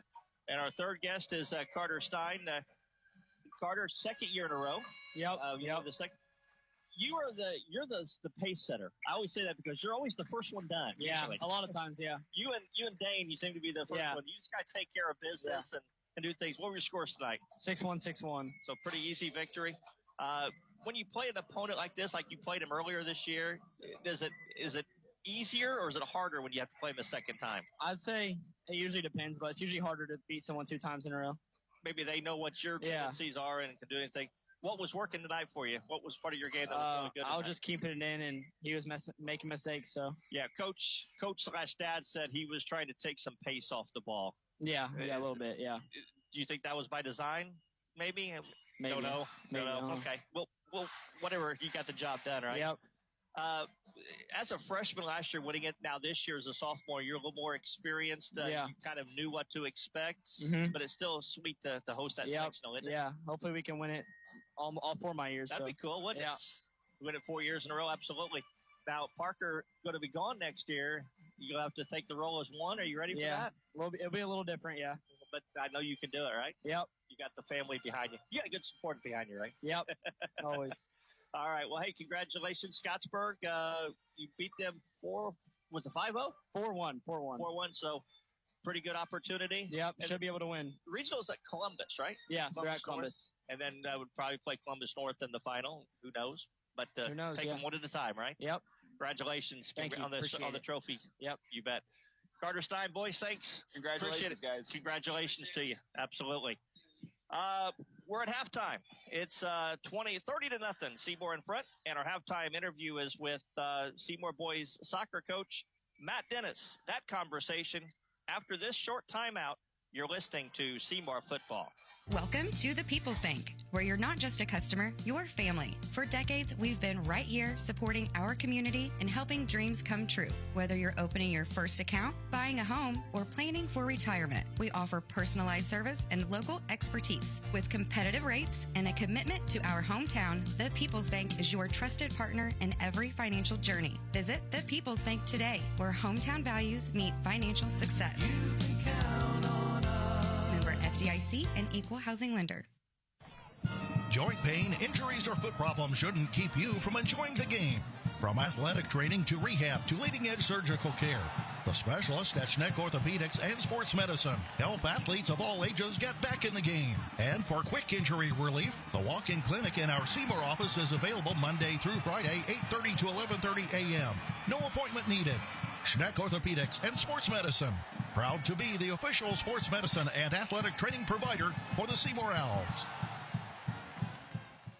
We're at halftime. Here is the Owls take on Jennings County, and our final fall sports spotlight is on the boys soccer team. And as per request by Coach Dennis, he's always the last fall sport to talk to, and we get him at a good time all the time as they prepare for sectional play this week against New Albany. But before we talk about the season and everything, Coach, we're getting here on a Friday morning after the Mini Donut Classic.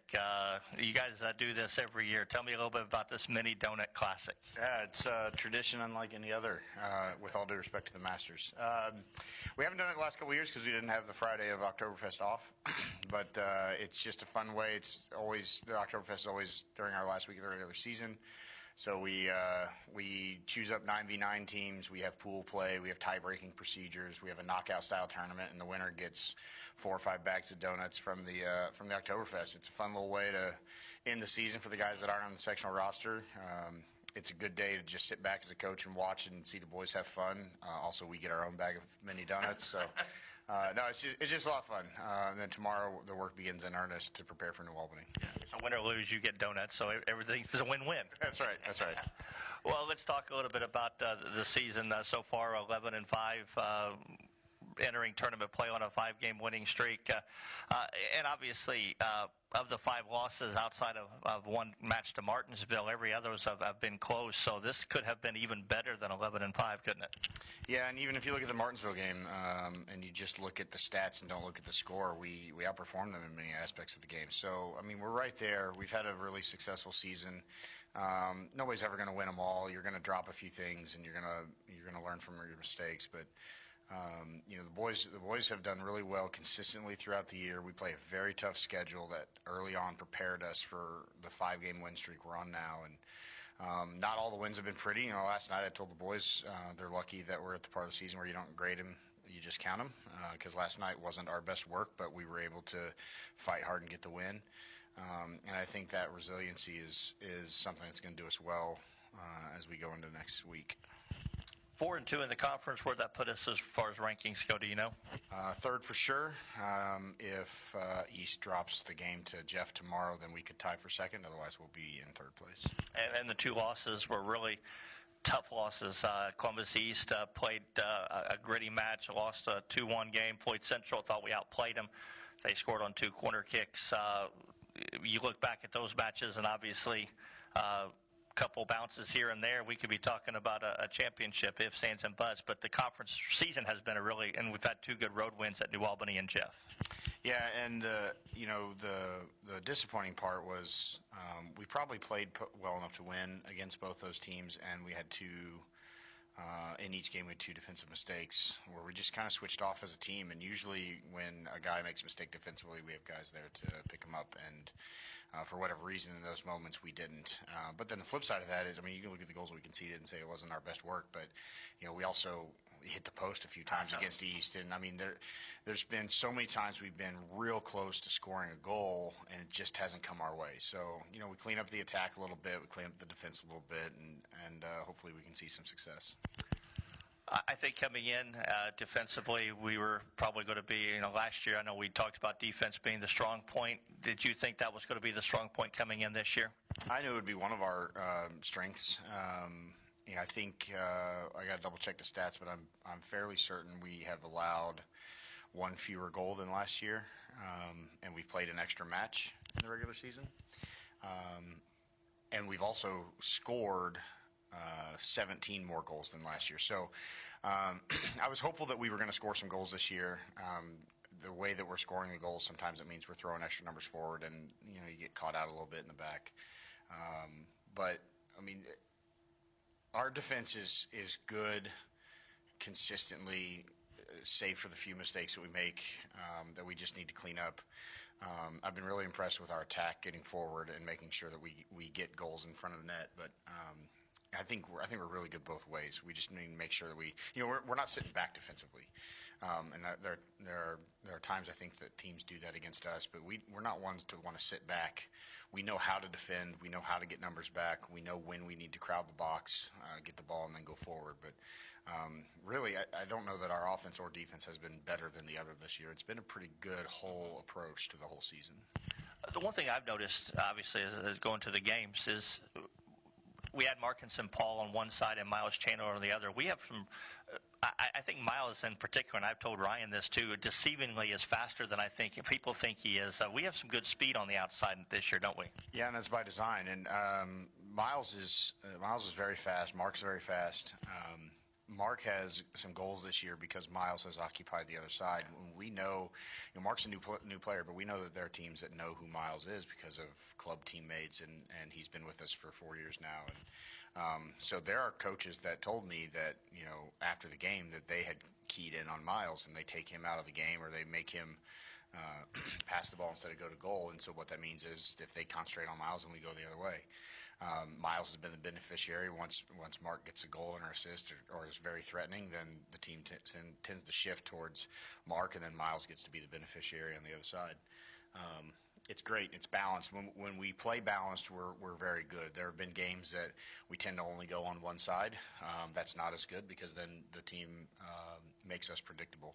When we start switching the point of attack and we switch the ball through Dominic and Bartolome up top, and we attack both sides with combination play, then there's not a lot teams can do against us because we have that speed on the flanks, driving at the near post on each side.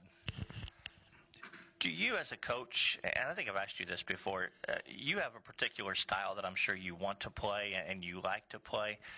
Do you try to stick with that same style year in, year out, or does it dictate on who the players are? Does it vary a little bit? I mean, or do you have a general core as far as what you want to do from an attack standpoint?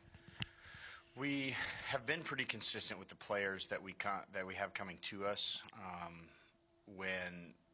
When I was heavily involved in travel soccer, I would train those guys. And so, if I train them at 11, 12, 13, 14 years old, we know what we're getting. And then the style of play is pretty consistent. With the introduction of middle school soccer and fewer guys playing travel soccer in their U13 and U14 years, the middle school team isn't playing soccer the way I would. So when we get those players here, we have some teaching to do. I'm always going to adapt to what the players are that show up. For instance, last year we played with 3 at the back and we played with 2 fronts. So we had 2 forwards trying to score goals.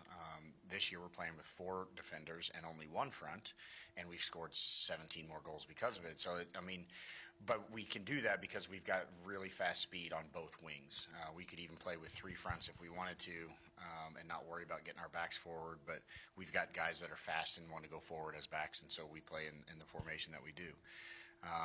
Next year, we've already started looking at what next year's team is going to look like. We got to replace 6 starters, 8 seniors. It's going to be pretty difficult to replace these guys. So we start looking at what those players are that can take their roles, and I don't know that we can play this style next year. I think we'll have to see. We'll see what these kids do when they develop in their club season. Some guys are going to go play golf or run track or play baseball, so they won't have a club season. Then we'll get to June and we'll see what comes back. We'll have 5 or 6 summer games like we did this past season, and then that'll dictate how we play and who plays where. Even with the guys that we have, Caden Cox has played midfield his entire life. He's been our left back every game. Liam Chandler plays midfield for his club team, but he's playing center back and outside back for us. Dominic has grown up his entire life as a holding mid, but we've got him as the point to hold the ball and let Mark and Miles run on. So even guys that are comfortable in certain positions, I'm looking at their skill sets, trying to figure out what is the best synergy we can have as an 11-minded team, right? We need everybody to play as one and put everybody in their best spot. So we absolutely look at the talents of everybody. We absolutely look at what the team is going to shape up like, and then we decide formations and things like that. So I think what we're doing this year fits really well, and we've got some nice changes that we make throughout the game. We've got good rhythms. I've been pleased with what we've done. The atmosphere at games this year has been tremendous, especially our home matches. I know the student bodies have been excited. I remember the Floyd Central game. That was really, as a matter of fact, one match I think you were instructed to come over and kind of calm our students down a little bit. And I know you love that atmosphere. You go to professional soccer games in Cincinnati quite a bit, so you see the atmosphere there. And really, we have developed a really great atmosphere on home matches this year, haven't we? Our fans have been amazing. The JV parents stick around for varsity matches. Most of the varsity parents get there early for JV. The tennis team has been phenomenal in their support of us. They get done with tennis, they come over and they watch soccer. We actually took the soccer team over to watch them play against Columbus North this year. I had to tell the boys to settle down because you don't cheer as loud in tennis matches. But yeah, the crowd's been amazing. We've had a ton of students there, and it's nice to see that. I did have to go tell them to clean up what they were yelling on the field, but listen, I'd rather do that than beg them to cheer, right? So, no, it's been great, and what's even more impressive is most of our home games this year were on Saturdays. So the guys, the students were coming out on a Saturday morning at 11:30 in a lot of cases to give us that crowd.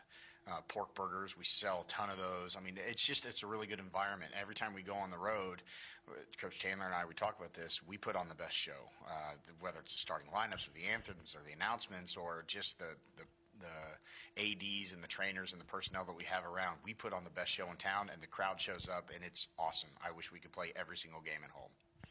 I would vote for that for sure. Sectional begins Wednesday, or begins Monday. We drew the bye, played New Albany, beat them 2-1 during the season. It was a good match. One of those again where we hit the post a couple of times, and I thought their goal was kind of a fluke, but I think it'll be a good match. Your thoughts as far as the draw itself, getting the bye in New Albany, and what's it going to take to host that trophy this year? I was very excited about the draw. We almost never get the bye, it seems like. So to be able to have training sessions Saturday, Monday, Tuesday before we play is great. If we're going to be sectional champions, we have to play 2 games instead of 3. I mean, that's great. The New Albany game, I think, is a good draw for us. We've got a team that we have beaten, so there's some confidence there. But it was not a blowout. It was a tight contest. It was 1-1. We had to score quick in the second half and then hold on. So I don't think it's one where the boys are going in thinking, oh, we've already won. So I think our training sessions are going to be great. I think tomorrow should be our best training session of the year. It's usually one of my favorites. It's cool. It's, we're going to go at 8 a.m. and first time to have just the sectional roster around. So I think it'll be a great training session for us tomorrow. But we're going to have that focus leading into New Albany. And then, we don't know what's going to come out the other side. Floyd Central's probably the favorite. But the three teams that we beat on the other side of the bracket were all 1-goal games. Or the 3 teams we played on the other side of the bracket were all 1-goal games. Bedford was a 1-0 win, Jeff was a 2-1 win, and Floyd was a 2-1 loss. So we've got to make sure that we get by New Albany. But then, I think the boys are going to be focused, and should we win Wednesday, Thursday, and Friday are going to be great training sessions as well. It's been a while since I've seen a team this competitive, this focused, this detail-oriented. I give them goals every game, and we talk about them. We've had quite a lot of conversations, even when we play lesser opponents. Is this good enough to beat the teams in our sectionals? Is this good enough in 2 weeks? And we've really tried hard to play to our standards, not to the opponent. So I think it sets up well for us, but it's high school soccer and it's high school kids. You never know what's going to happen Wednesday night. We'd love to see a big crowd. It's only a short trip to Jennings County. Wednesday night, 7 o'clock. We'd love to see a lot of purple there. I would love to make that a home match for us. I would like to see everybody from Seymour travel over there and give us the crowd we've had all year and make New Albany know what it's like to play here, because we had to go to them this year, so I want them to feel like they're coming to Seymour.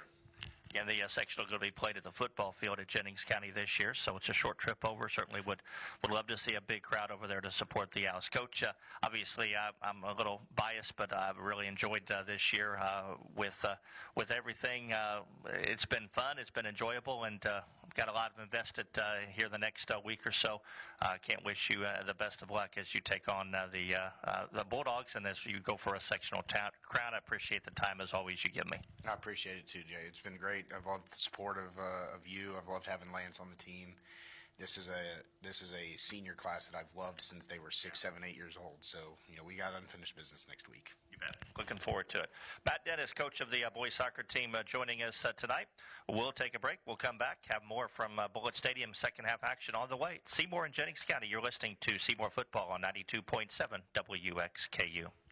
When you buy insurance, you are buying more than just a policy. You're buying the service that goes with that policy. I'm Lance Gentry, partner at Beatty Insurance. Since 1863, the staff at Beatty Insurance has been providing unparalleled service to our customers and to our community. We live here, we are active in local organizations that give back, and we love serving you. Beatty Insurance offers business, homeowners, auto, farm, and life insurance. Call Beatty Insurance for a quote today at 812-522-5640 or check out our website at BeattyInsurance.com. Beatty Insurance. We are here when you need us.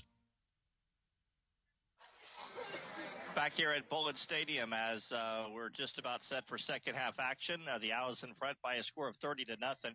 Quick report on what's coming up. As you just heard with Coach Dennis, the boys and girls soccer teams play in the sectional this week. Tuesday night, the girls will play New Albany. Wednesday night, the boys play New Albany. Girls are at Jeff. Boys are at Jennings County. Boys and girls cross country teams run in the Hoosier Hills Conference tournament tomorrow at Saraland. And the boys tennis team, after winning tonight, they'll play Scottsburg apparently on Tuesday in the regional semifinals at Columbus North. So good luck to all of those teams. And the volleyball sectional draw is Sunday. It's just crazy that we're already to that point of the year, isn't it? It is. So we are set to go. Jennings just tried an onside kick, and it went about 6 yards. So the Owls will take over at the Jennings County 46-yard line. They went for an onside, and it was one of those that looked like they were downing a punt. Yeah, that was interesting. That was not a very good onside kick. I mean, we had briefly talked off the air about how cool it'd be to see a kickoff return for a touchdown just to start it off, and they didn't give us the opportunity. No, but so the Owls will take over at the Jennings County 46-yard line. Seymour in front, 30-0. Lance didn't have a chance to give stats, but I think Jennings County had a minus 23 yards rushing and 4 yards passing. So they were minus 19 total yards in the first half. Yes. We'll just leave that there. I was looking at Lance and I didn't even see what that play was. It gained 7 yards. Trayshawn run. Okay. Yep, run up the middle by Trayshawn. 7-yard run for Hawkins. 2nd down and 3. Ball at the 39-yard line. Again, Seymour in the tight formation. They're going to pitch it out to Hawkins. Bounces it to the 35. Oh, nice play there by the Jennings County linebacker to come in and swipe Trayshawn off his feet. After he picks up 5, that's enough for the first down. He cuts that just a little bit outside. He is probably gone there. Ball up to down to the 34-yard line, where the Owls will have a 1st and 10. And this time they'll come back to a little normal, more of a spread offense. 3 receivers come to the right, to the far side. One, actually Mitchell Mellencamp will line up as a tight end to the left. Mikey takes the snap, throws a screen pass to Jalen. Jalen's got some blockers up the middle, 30, 25, and we'll go down right there. He had a couple blockers, but Jennings County did a nice job to come back and get Jalen after a 10-yard gain. So a first down on the screen, depth to the 24-yard line. That was just a good individual effort there again by Jalen. Get the ball behind the line of scrimmage and make something happen with it. So the Owls with the 1st and 10, just underway here, second half. Seymour in front, 30-0. 3 receivers, Rocky, Shelley, and Johnson go out to the left. Mellencamp lines up to the tight end. Same formation, except this time they go to the different side of the field. Mikey's going to run it to the right. And he'll fight forward to about the 22-yard line. Pick up of 2 on the play. Bring up a 2nd down and 8.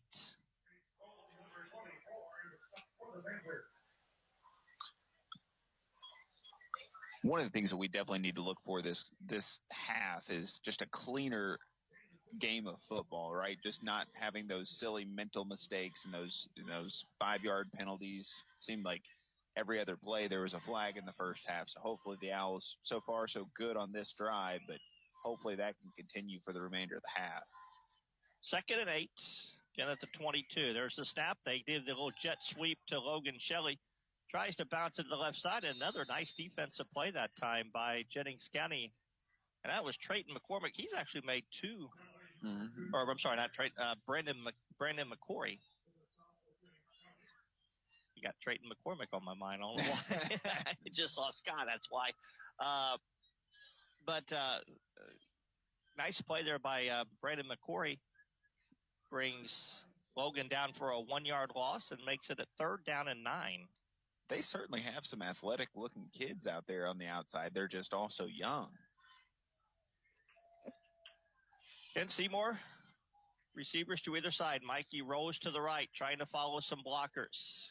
Now he cuts it back in, gets it across the 15, very close to the first down.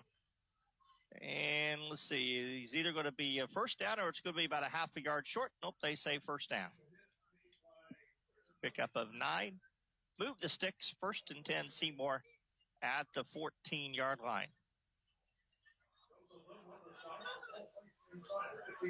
Owls very methodical on this drive, just running it left, right, couple screen passes here and there. Now they will come up to the line and they will bunch up their receivers. 2 to the right, 1 to the left. Mikey in the shotgun, takes the snap, rolls out to the left. Looks, throws it into the end zone, intended for Shelley, and it's overthrown. He had pressure, had a couple of Jennings players chasing him, forced him to throw it maybe a little bit sooner than what he wanted to, and Logan simply couldn't catch up to it. So the incomplete pass will make it 2nd down and 10. That's a super tough throw to make regardless, running the opposite direction, running to the left, trying to throw to the right. That's hard to make any kind of throw, let alone, throw into the corner of the end zone like that. But as you said, he had a lot of pressure and was having to evade the pocket. So good effort. 2nd down and 10. This time Shelley and Rocky go to the left. Johnson lines up to the right. In the slot formation is Everett Jackson. They'll hand it to Hawkins, and he goes nowhere right up the middle, gets stopped right at the line of scrimmage. And now a flag comes in, a late flag comes in. I didn't see any kind of scuffle or anything. I don't know. See what the call is. Dead ball, personal foul against Seymour.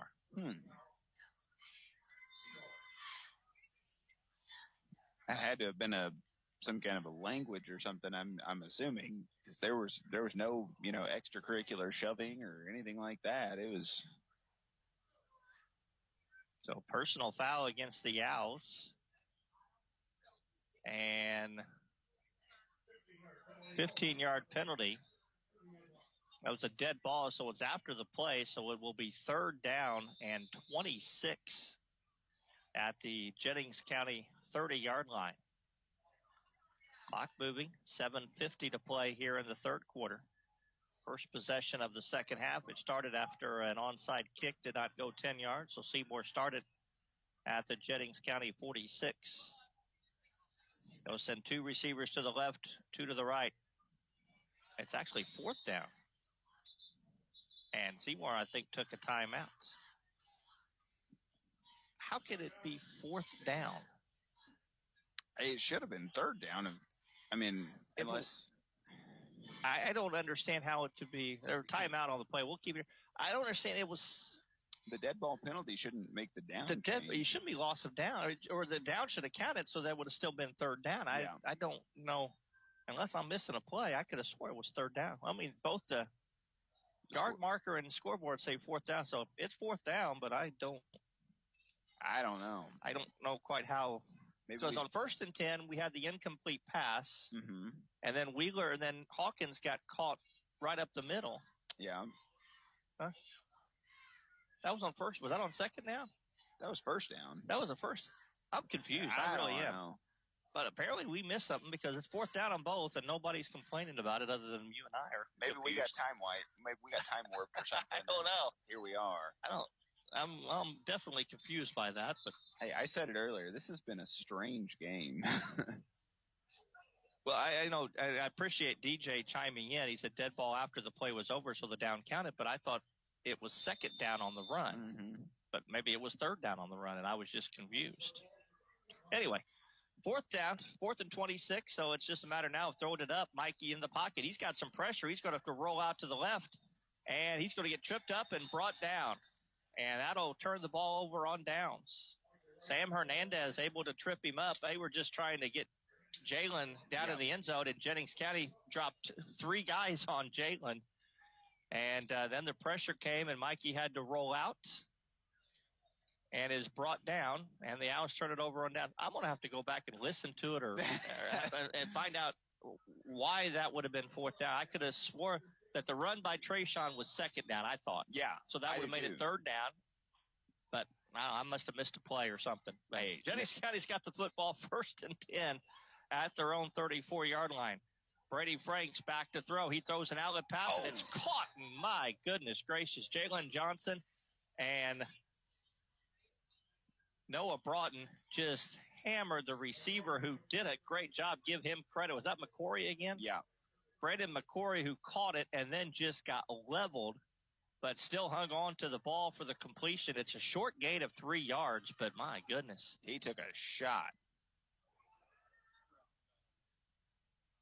Okay. Yeah, Jalen was coming at him with a full head of steam right there, and Broughton kind of had him already teed up. It was perfectly legal, clean hit, but he just got walloped. So second down. This time it is it's Cam Patterson on the carry. And he gets maybe a yard. Up to the 38-yard line. Give him a yard. Bring up a third down. Panthers have yet to pick up a first down.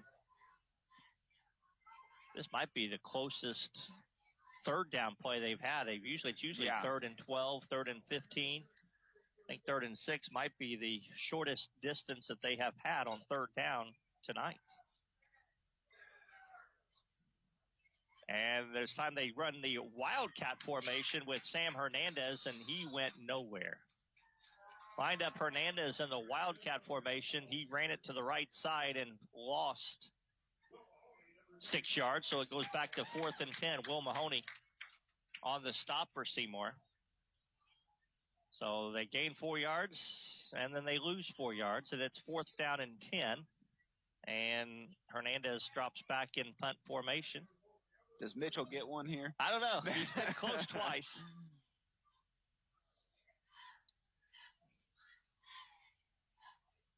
There's the snap. It's high. And it's away. It's a line drive kick.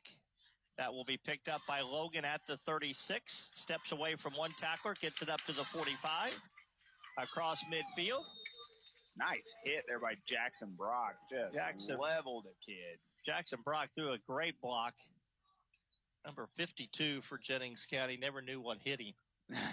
Carson Shaw. A 21-yard punt return. And the Owls set up shop 1st and 10 at the Jennings County 43-yard line. 5:13 to play here in the third quarter. And the Owls in front by a score of 30-0, the score we had at halftime. 2 receivers to the left, 1 to the right. Right in the shotgun with Wheeler next to him. Back to throw is Mikey, but it's a design run. He runs it around right in. And we'll go out of bounds. Mark him out at the 39-yard line.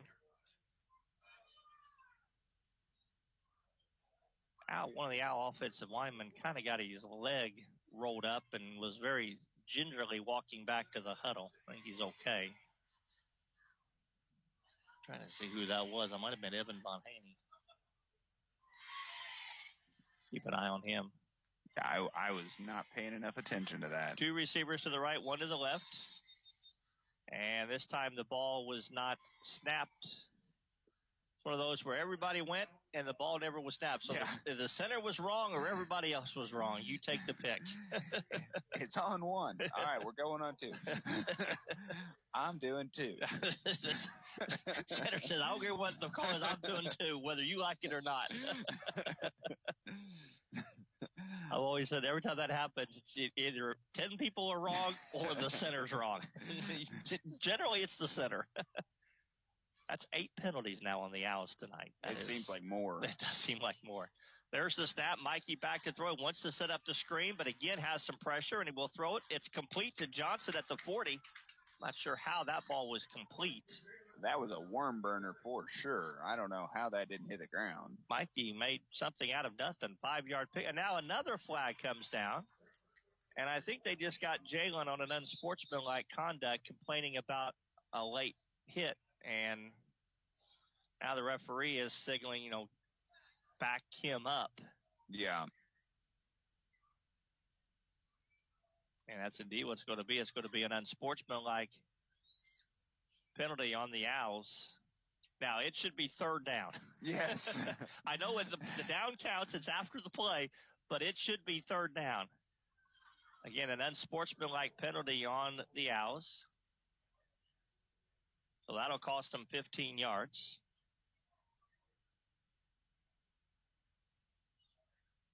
And move it back to the Seymour 46-yard line.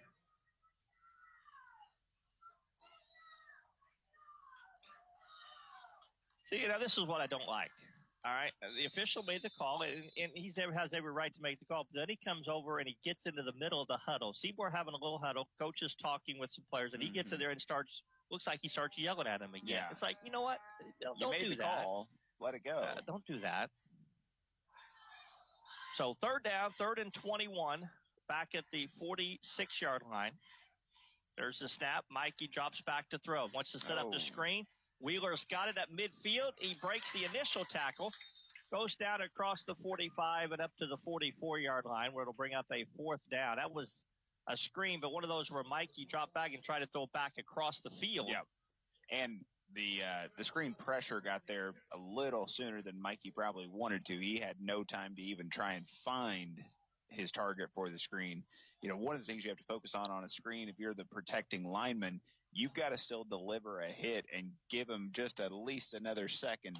You know, it's not a full-on pass protection. You got to give the illusion that it's a pass protection, get a pop on the rushing defender, and then let him go. But that time there was no pop.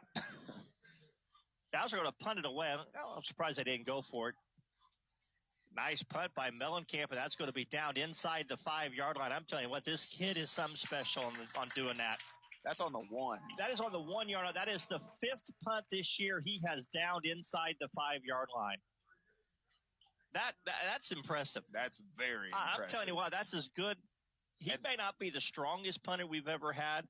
He might be one of the best punters we've ever had of how he punts the ball and places that ball. That was a perfect kick that went high in the air. It gave Seymour's defenders a chance to get down, and they were able to down it at the 1-yard line. Yeah, the punt coverage was really solid too there. But as you said, Mitchell got that way up in the air, let it come down and give his guys a chance.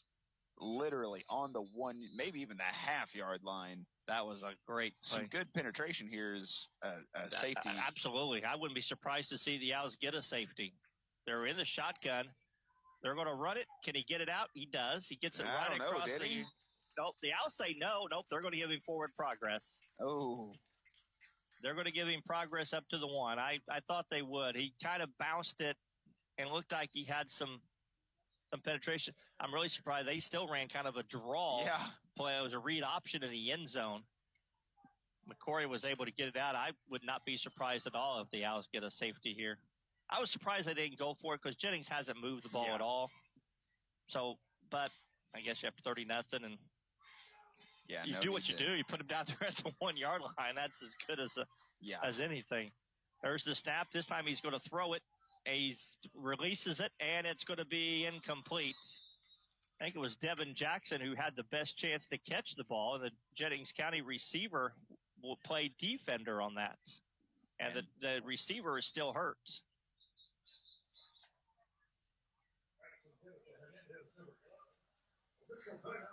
Sam Hernandez was the intended receiver.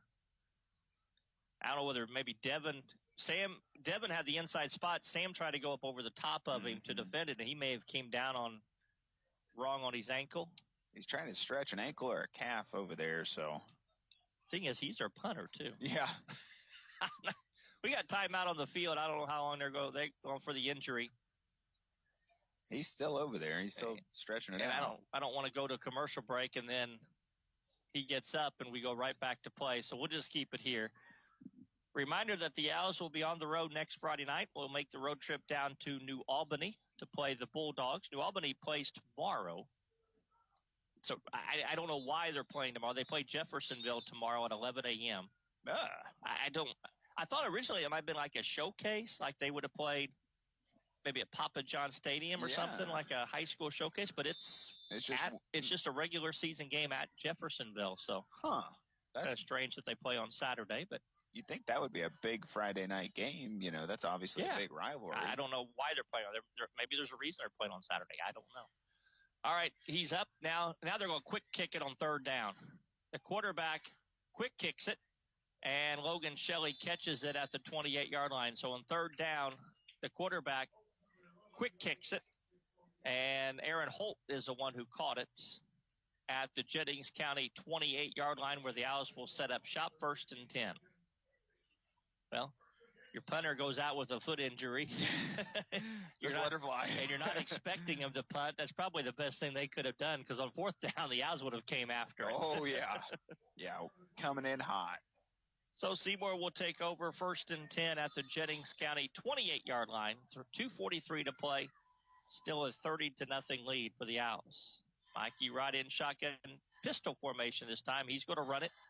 Looks for some room, bounces it to the right, gets a block to the 20, and will go down across the 20. That's a first down carry for Mikey, as he will be brought down at the 18-yard line.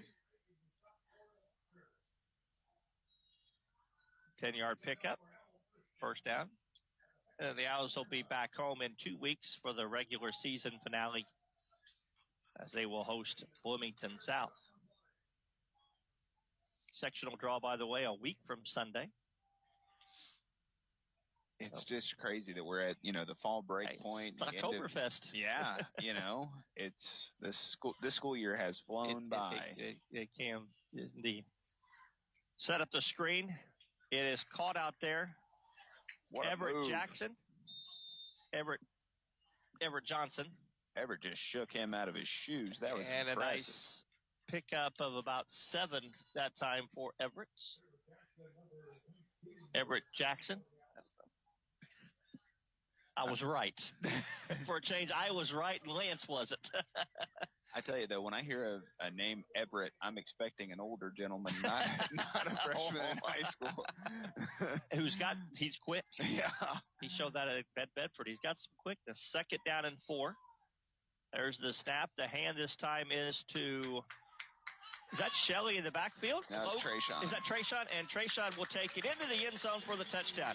I'm telling you these numbers, you can't tell sometimes. I couldn't tell if that was 2 or 3. It was Trayshawn, and he takes it into the end zone. That is a 12-yard touchdown run. And the Owls push ahead to the magical mark of 36-0, which means we will have a running clock from this point on. And the clock, it continues to run as we speak, even on the extra point. That is the first touchdown of the night for Trayshawn. I thought it was unusual to have Logan in the backfield. Jackson Fox in to attempt the extra point.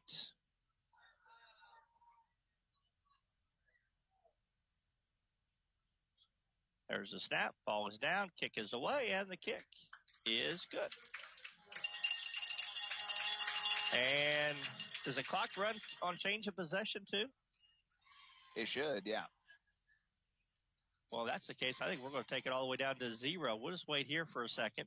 I thought it stopped after a score. No, it just goes. Okay. Well, by the time they kick it, this quarter's going to be over. And now the official is stopping the clock. I don't think it's supposed to run after a score. I think that's the only thing. Injury, end of the quarter, and after the score, right? Yeah. And timeout. So, I mean, I get confused sometimes on what it's supposed to and when it's not. So now the official finally stopped it at 12.9. Not that we're going to lose. Not that 40 seconds is going to matter in this ball game. I get that. But I'll have to get that rule and make sure I know that. DJ, if you're listening, by the way, the Owls, 28 yards in 3 plays, 2:31 off the clock. Trayshawn Hawkins' 12-yard run. It's 37-0 following Jackson Fox's extra point. I believe it's a score, injury, timeout, or end of quarter. Okay. I believe those are the 4 times that the clock stops on a running clock. Makes sense. If DJ is listening, he can correct me or concur with that statement. Because I've never seen it run out after a touchdown or before a kick is made. Jackson Fox tees it up. Now it will continue to run even after the kickoff is done, as the kickoff is returned by Jennings County back up to the 30-yard line, and the clock will continue to run, and we will now end the third quarter of play. On the Bob Pointer family of dealership scoreboard, we've played 3 quarters. It's Seymour 37, Jennings County nothing. You're listening to Seymour Football. Let me ask you a question. Are you looking to spruce up your living room with a vibrant splash of color?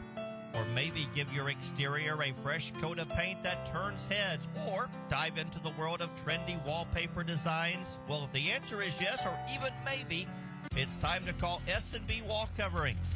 From commercial to residential projects, they tackle it all. Painting, epoxy flooring, light remodeling, insulation needs. Their quotes are absolutely free, so you'll know exactly what you'll pay for.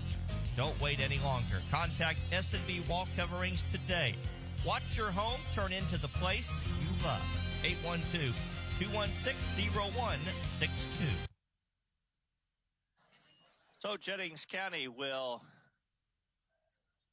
start their possession at the 30-yard line, and they fumbled the snap. Ball is still loose on the field, and I think Jennings County picked it up. Quarterback Brady Franks never got the ball. Is that a new quarterback? Oh, Daryl Hicks, the running back, was able to fall on it. So a new running back in the lineup for the Panthers. I think I see Reed Wilson in there as well, number 2. This is a good opportunity for the Owls to get some younger guys some varsity minutes, get a little playing time here. Loss of 3, second down and 13. There's the snap. The handoff is to Daryl Hicks, and he gets very little yards. See if we pick up some Seymour players as they come in, Corey. Looks like Wyatt Hartley is coming into the game. Also into the game for the Owls, Cole Simmons. Simmons is one of the defensive corners. Third down and 14 for Jennings County, back at the 26-yard line. Give him the snap. Back to throw is Franks. He gets hit. He goes down. Quarterback sack. I think that's the guy we just called going in. I think you're right. Yeah, nice job, Wyatt Hartley. First play in the game, he gets a sack. Wyatt Hartley comes into the game and gets a sack. Absolutely. Great job. Must be a family right down here below us. They were cheering the loudest. He's got his own fan section right here. So it's fourth down, and the Owls the Panthers will punt it away. It's a low kick that Seymour will let bounce. And we'll take over at the 48-yard line, and the Owl offense will come out to play, and it will be Max Coates, who will be the quarterback.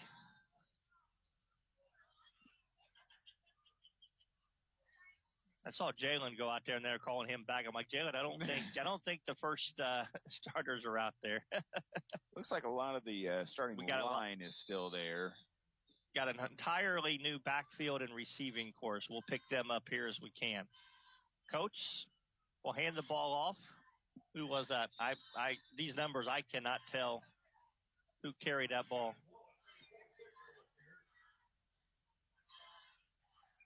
Maddox Wallace was the ball carrier for Seymour. He picks up 3 yards. Second down and 7. Get the clock moving. 9 minutes to play. It's like Charlie Bruce is in at one of the wide receivers. Max Coates with Maddox Wallace in the backfield. Max going to throw it. And it's complete over there. A little bit of a bobble, but he was able to come down with it. Couldn't see who it was. Alex Milliken was the man who caught it. Tell Coach Moore we can't wear black jerseys with purple numbers, especially with guys like me that have bad eyesight to begin with. I can't see the numbers in front of me without a light. How am I supposed to see these numbers on these jerseys? I know I had the conversation with Coach Moore that the Owls are going to be looking at some new jerseys here soon. So we'll have to tell him not to go with the black with purple letters. Jerseys with the white numbers, big numbers, so that I can see. Make them bold. I can see who it is. Coach going to throw it again, and it's going to be incomplete or was it caught? I think they're calling that a catch. They sure are. It was right there. And that was Brody Bolts who made the catch, and that's a first down. On 3rd and 9, the Owls, or 3rd and 6, the Owls connect on the pass play to Brody Bolts. First down for Seymour at the 34-yard line. Clock moving. 7:30 to play. Seymour will win their 3rd game of the year. First win at home, too. Hey. We talked to Coach about that. Hey, it's been great crowds here at Seymour, but we haven't had a chance to get a home win yet, but we did tonight. There's Maddox Wallace going to run it around right in and gets brought down. Guess they got brought down in bounds, but still doesn't matter because the clock will run no matter what. Actually lost a yard. Back to the 36-yard line. We're going to bring up a 2nd down and 11 for Seymour.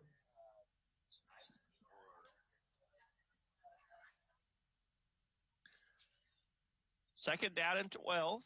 And the Owls will send out 2 receivers to the left and 2 to the right. Coates in the backfield. That's a new running back there with him. Unfortunately, we're going to do a jet sweep to Logan Shelley, who bounces it to the left side, gets it to the 30, and will be raced out of bounds. Inside the 30 to the 28-yard line. Pickup of 7 on the play. And it'll bring up a 3rd down and 5 for Seymour at the Jennings County 29-yard line. Clock moves as we go under 6 minutes to play.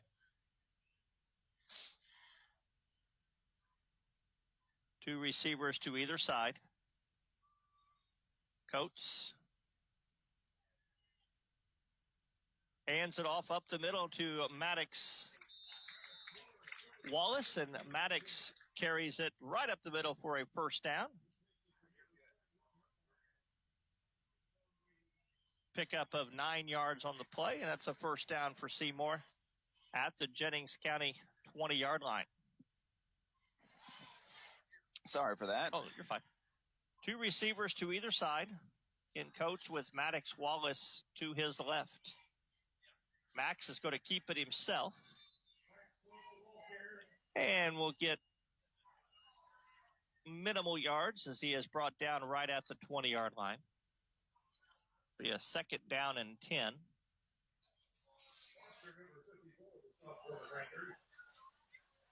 Sorry, I'm a little discombobulated. I missed the beginning of that jumping back on here, but just it's been just a couple nice runs by Maddox Wallace and Max Coates done a nice job. Also now checking into the game is Jackson Fox. He's in at one of the receivers.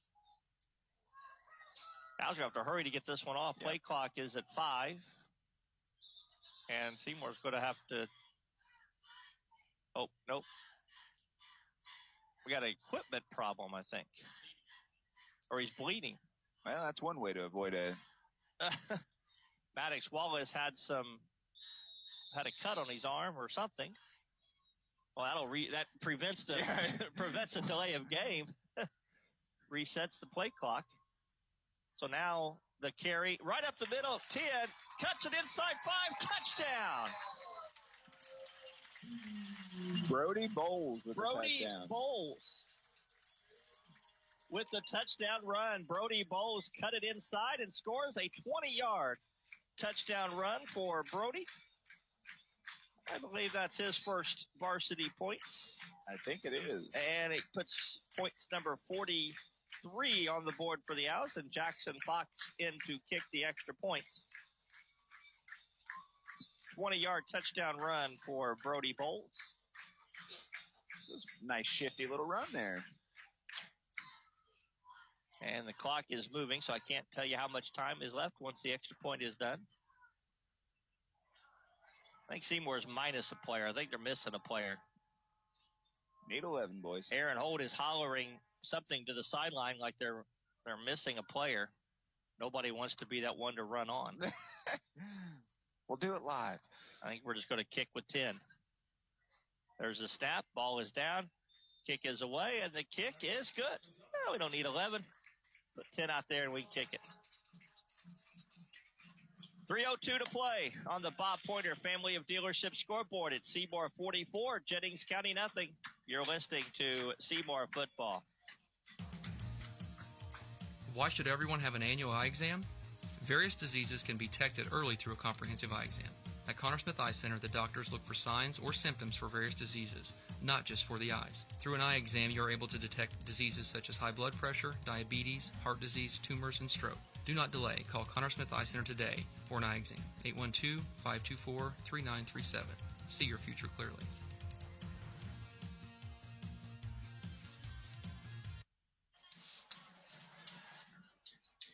The Owls drive 48 yards in 6 plays, 5 minutes, 12 seconds off the clock, and Brody Bowles caps it off with a 20-yard touchdown run. The extra point by Jackson Fox is good.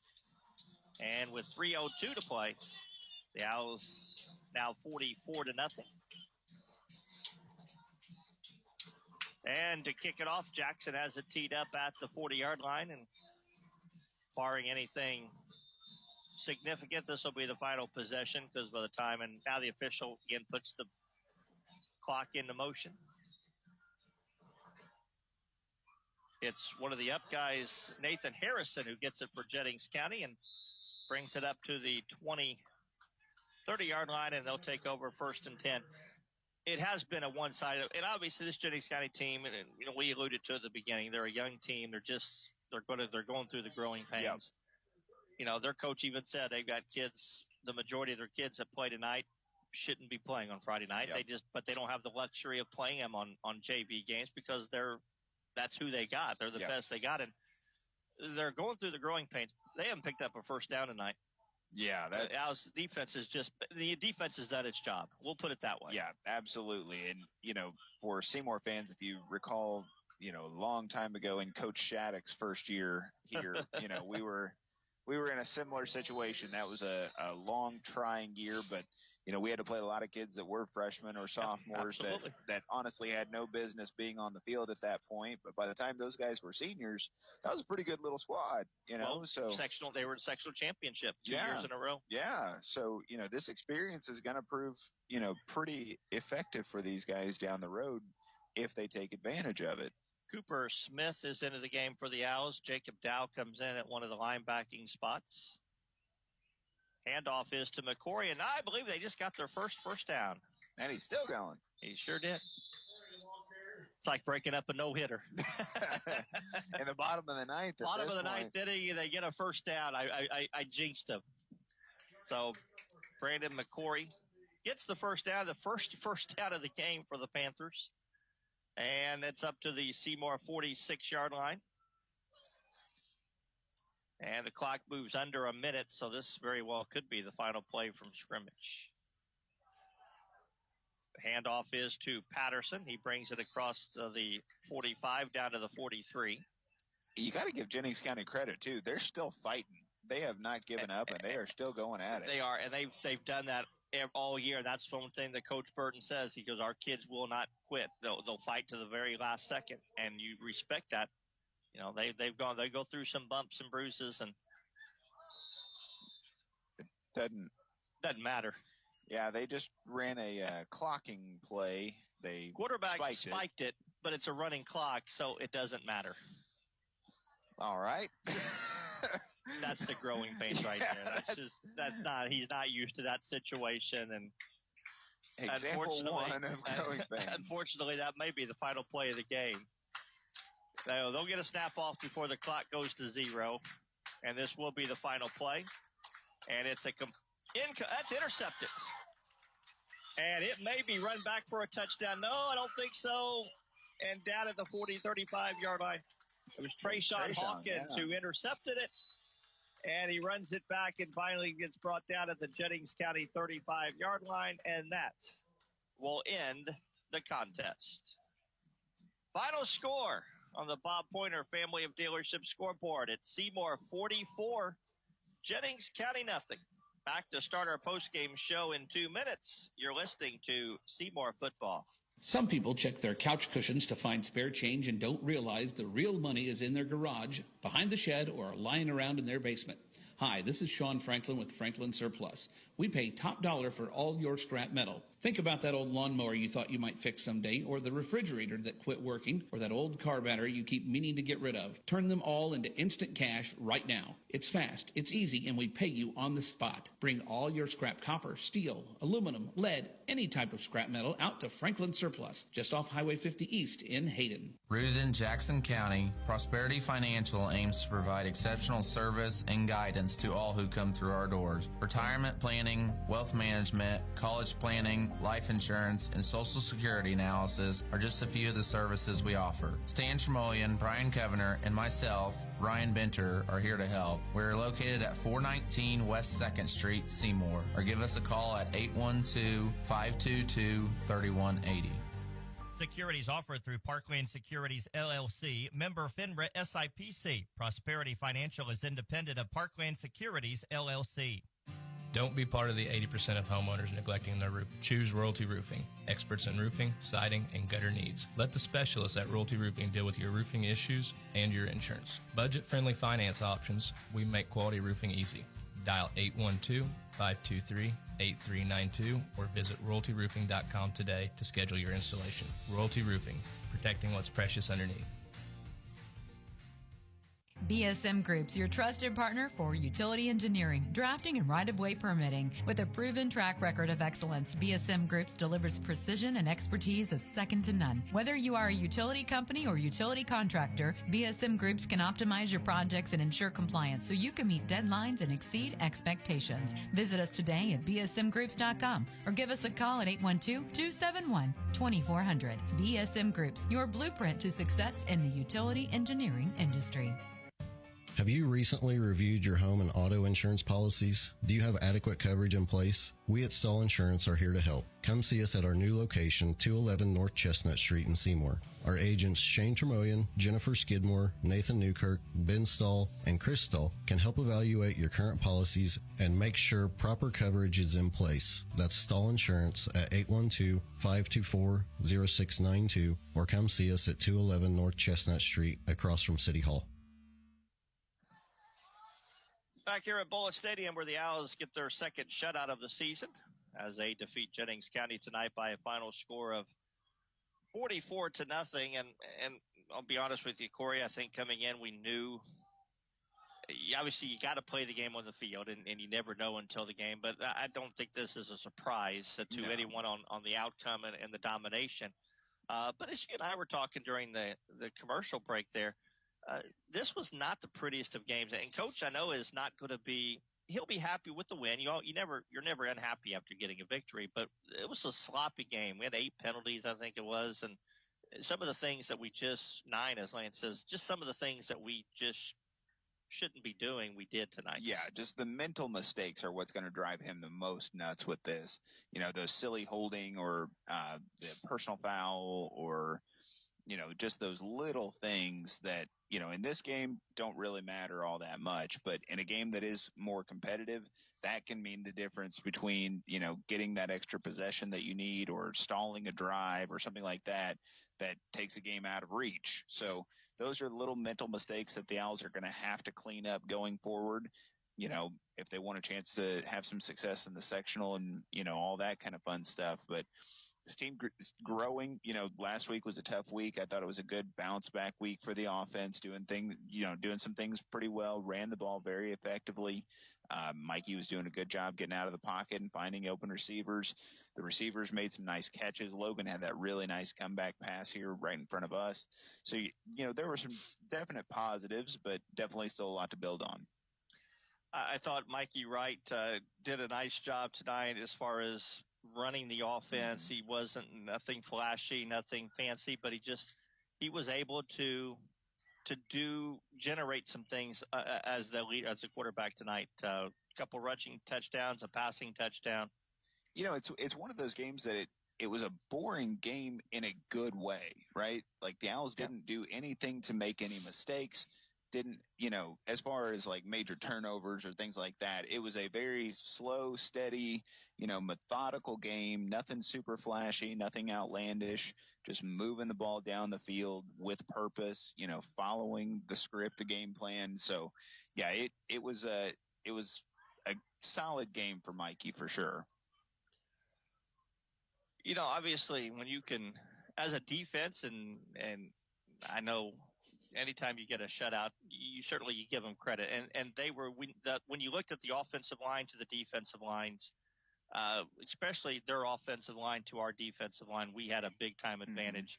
And I thought our defensive line, Curtis Burke, Braden Riley, really, and everybody, they got after they were the ones who dominated and really did a nice job tonight. Yeah, they did exactly what they were expected to do, right? They came out and didn't give up any ground, held the line, did what they were supposed to do, and, came out with a nice win because of it. Coach Moore is making his way up here, so we'll go ahead and talk with him here momentarily. Again, the Owls will be on the road next Friday night at New Albany. Be the final Hoosier Hills Conference contest of the year. And in the secondary, I thought tonight did a nice job, too, in pass coverage. Aaron Holt, Jackson Brock, Devin Jackson did a nice job. And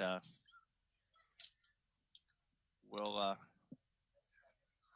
talk with Coach Moore as he makes his way over here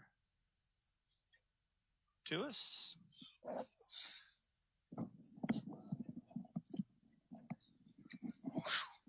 Coach, obviously, again, we're not going to sugarcoat. I think we kind of expected this. We thought it was going to be a night where we were able to control things. And I thought, but I will start first with the fact that there were some things that we probably needed to. We were a little sloppy offensively tonight, man. As you said, that's a young Jennings County team.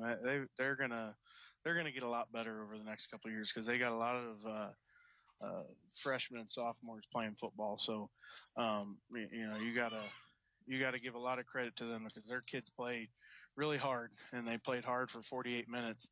But I was not pleased with our sloppiness that we played with from the start of the game. We had way too many penalties. It's been a long time since we've had that many penalties in a game, and sometimes you on the sideline you might think that it's an inaccurate call, and then you get over to the sideline, you're watching on the huddle, and it's like, no, those were verified. So I did not care for how we handled certain situations. I thought that we got a little complacent at times. But you know what? At the end of the day, for us to go out and play football and we played with a lot of intensity tonight, offensively and defensively. And we did a lot of great things. We'll talk about the bad things we did tomorrow and clean that up. But we will also talk about the good things we did. And I think we really helped ourselves out. We got some of our younger kids in that we've been putting into the mix with our varsity guys, getting them reps. But this was a game that allowed us to get our confidence back.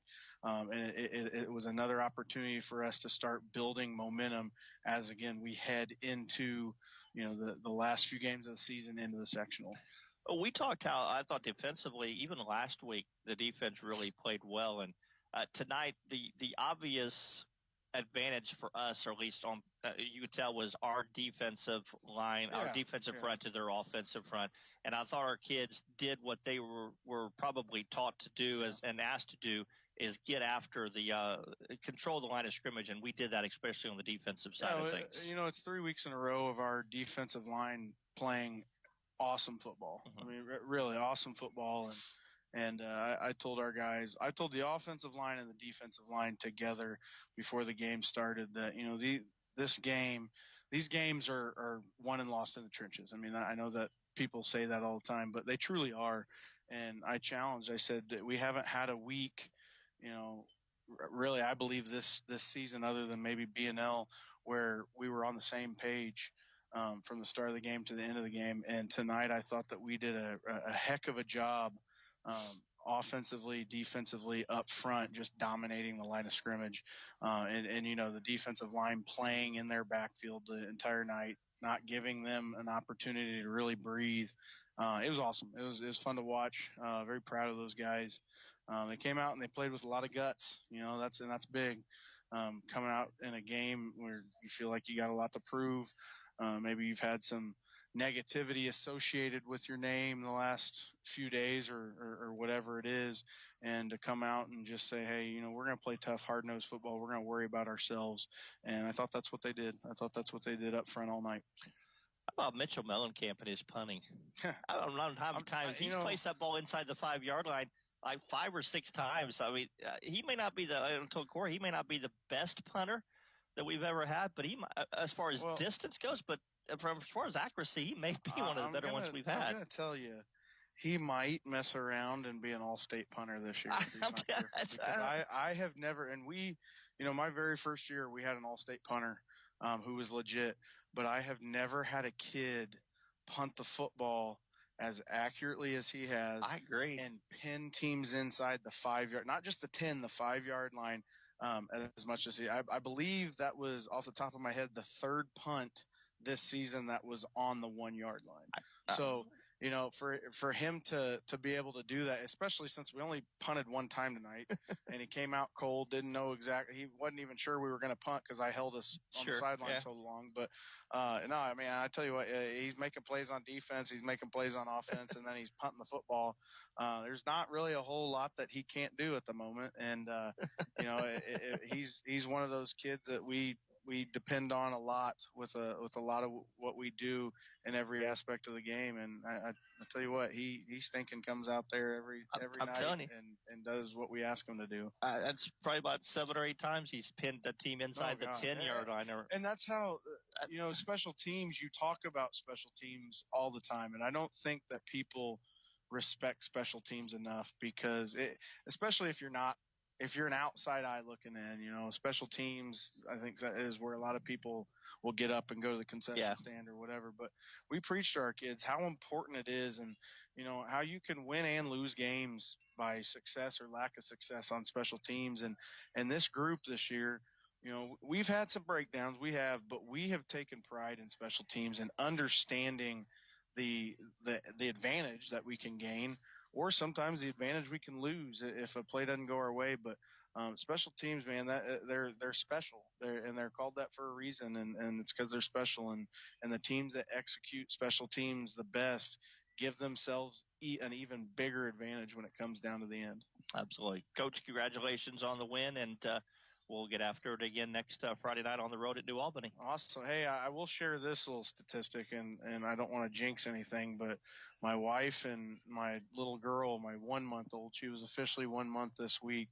They were at the game, and so far we're 2-0, and they've made appearances at the game post pregnancy. So she got some good news today too. She's 85th percentile with head circumference, so that's a lot. And she's okay to travel, right? She's okay to travel. I mean, she's got a big old head, and she's going to be a tall girl. So we'll bring her, huh? We'll maybe have to get her back on the radio sometime. Absolutely love that. Coach, congratulations. Thanks, Jay. Go Owls. You bet. There's not one proud daddy there or anything, is it? No, indeed he is.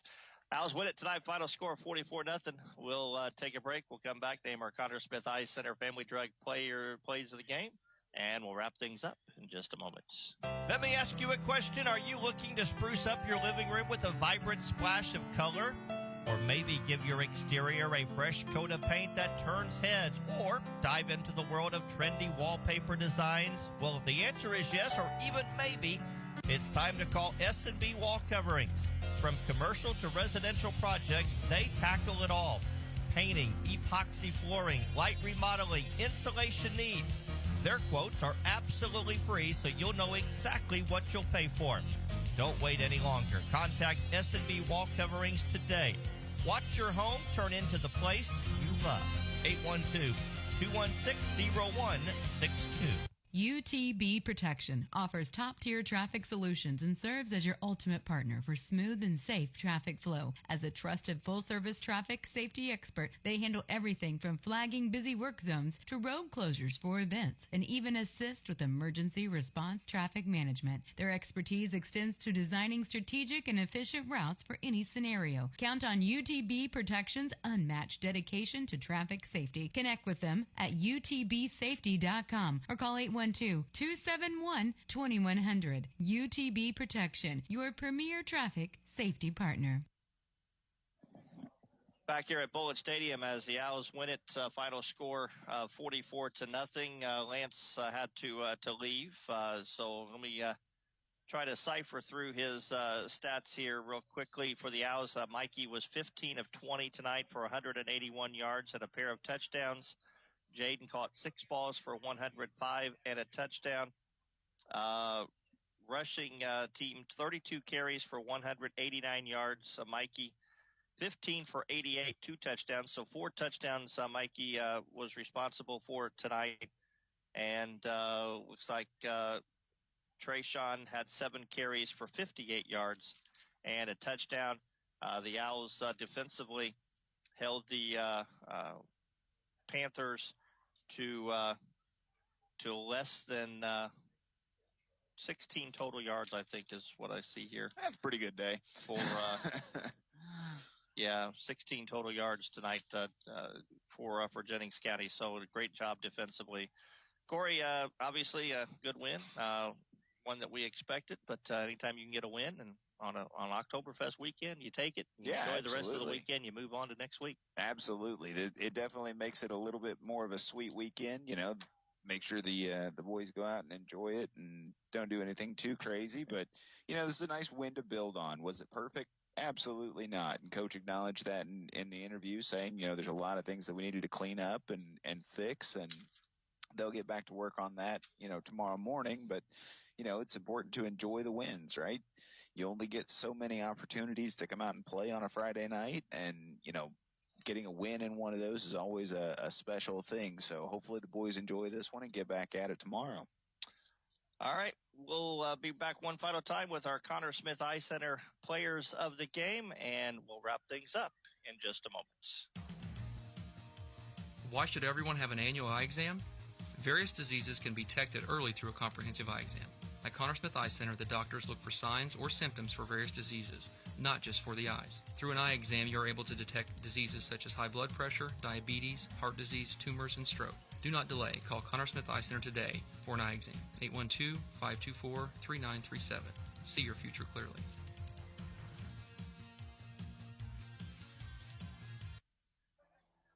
And back in our Connor Smith Eye Center, first our family drug play of the game tonight. We're going to go with the safety. The Owls got the safety there to kind of set the tone defensively. Got them up 10-0 at the time. So we'll go with that as our family drug play of the game. Players of the game tonight, we're going to go Mikey Wright. Again, he was responsible for 4 touchdowns, 2 running, 2 passing touchdowns tonight. So Mikey, and then defensively, could have gone with just about anybody, but we're going to go Will Mahoney tonight. Called Will's name about 3 or 4 times and thought he did a nice job on the defensive side of things. So Will Mahoney and Mikey Wright are Connor Smith Eye Center Seymour players of the game. That'll do it for us here tonight. Again, my thanks to Lance Hubbard on the stats. Even under the weather, Lance showed up tonight and took care of things. I appreciate that. For Corey Zering, I'm Jay Hubbard. Thank you for maybe taking a few minutes out of your Oktoberfest weekend and joining us. And hope you can be with us again next Friday as the Owls will be on the road at New Albany. Kickoff at 7 o'clock. As always, our evening begins, and we hope yours as well at 6 o'clock with the pregame show. Don't forget the Tyson Moore Show Thursday night at 6 o'clock as we'll talk more about tonight's win and a look ahead to the Bulldogs on next Friday. Final score again tonight.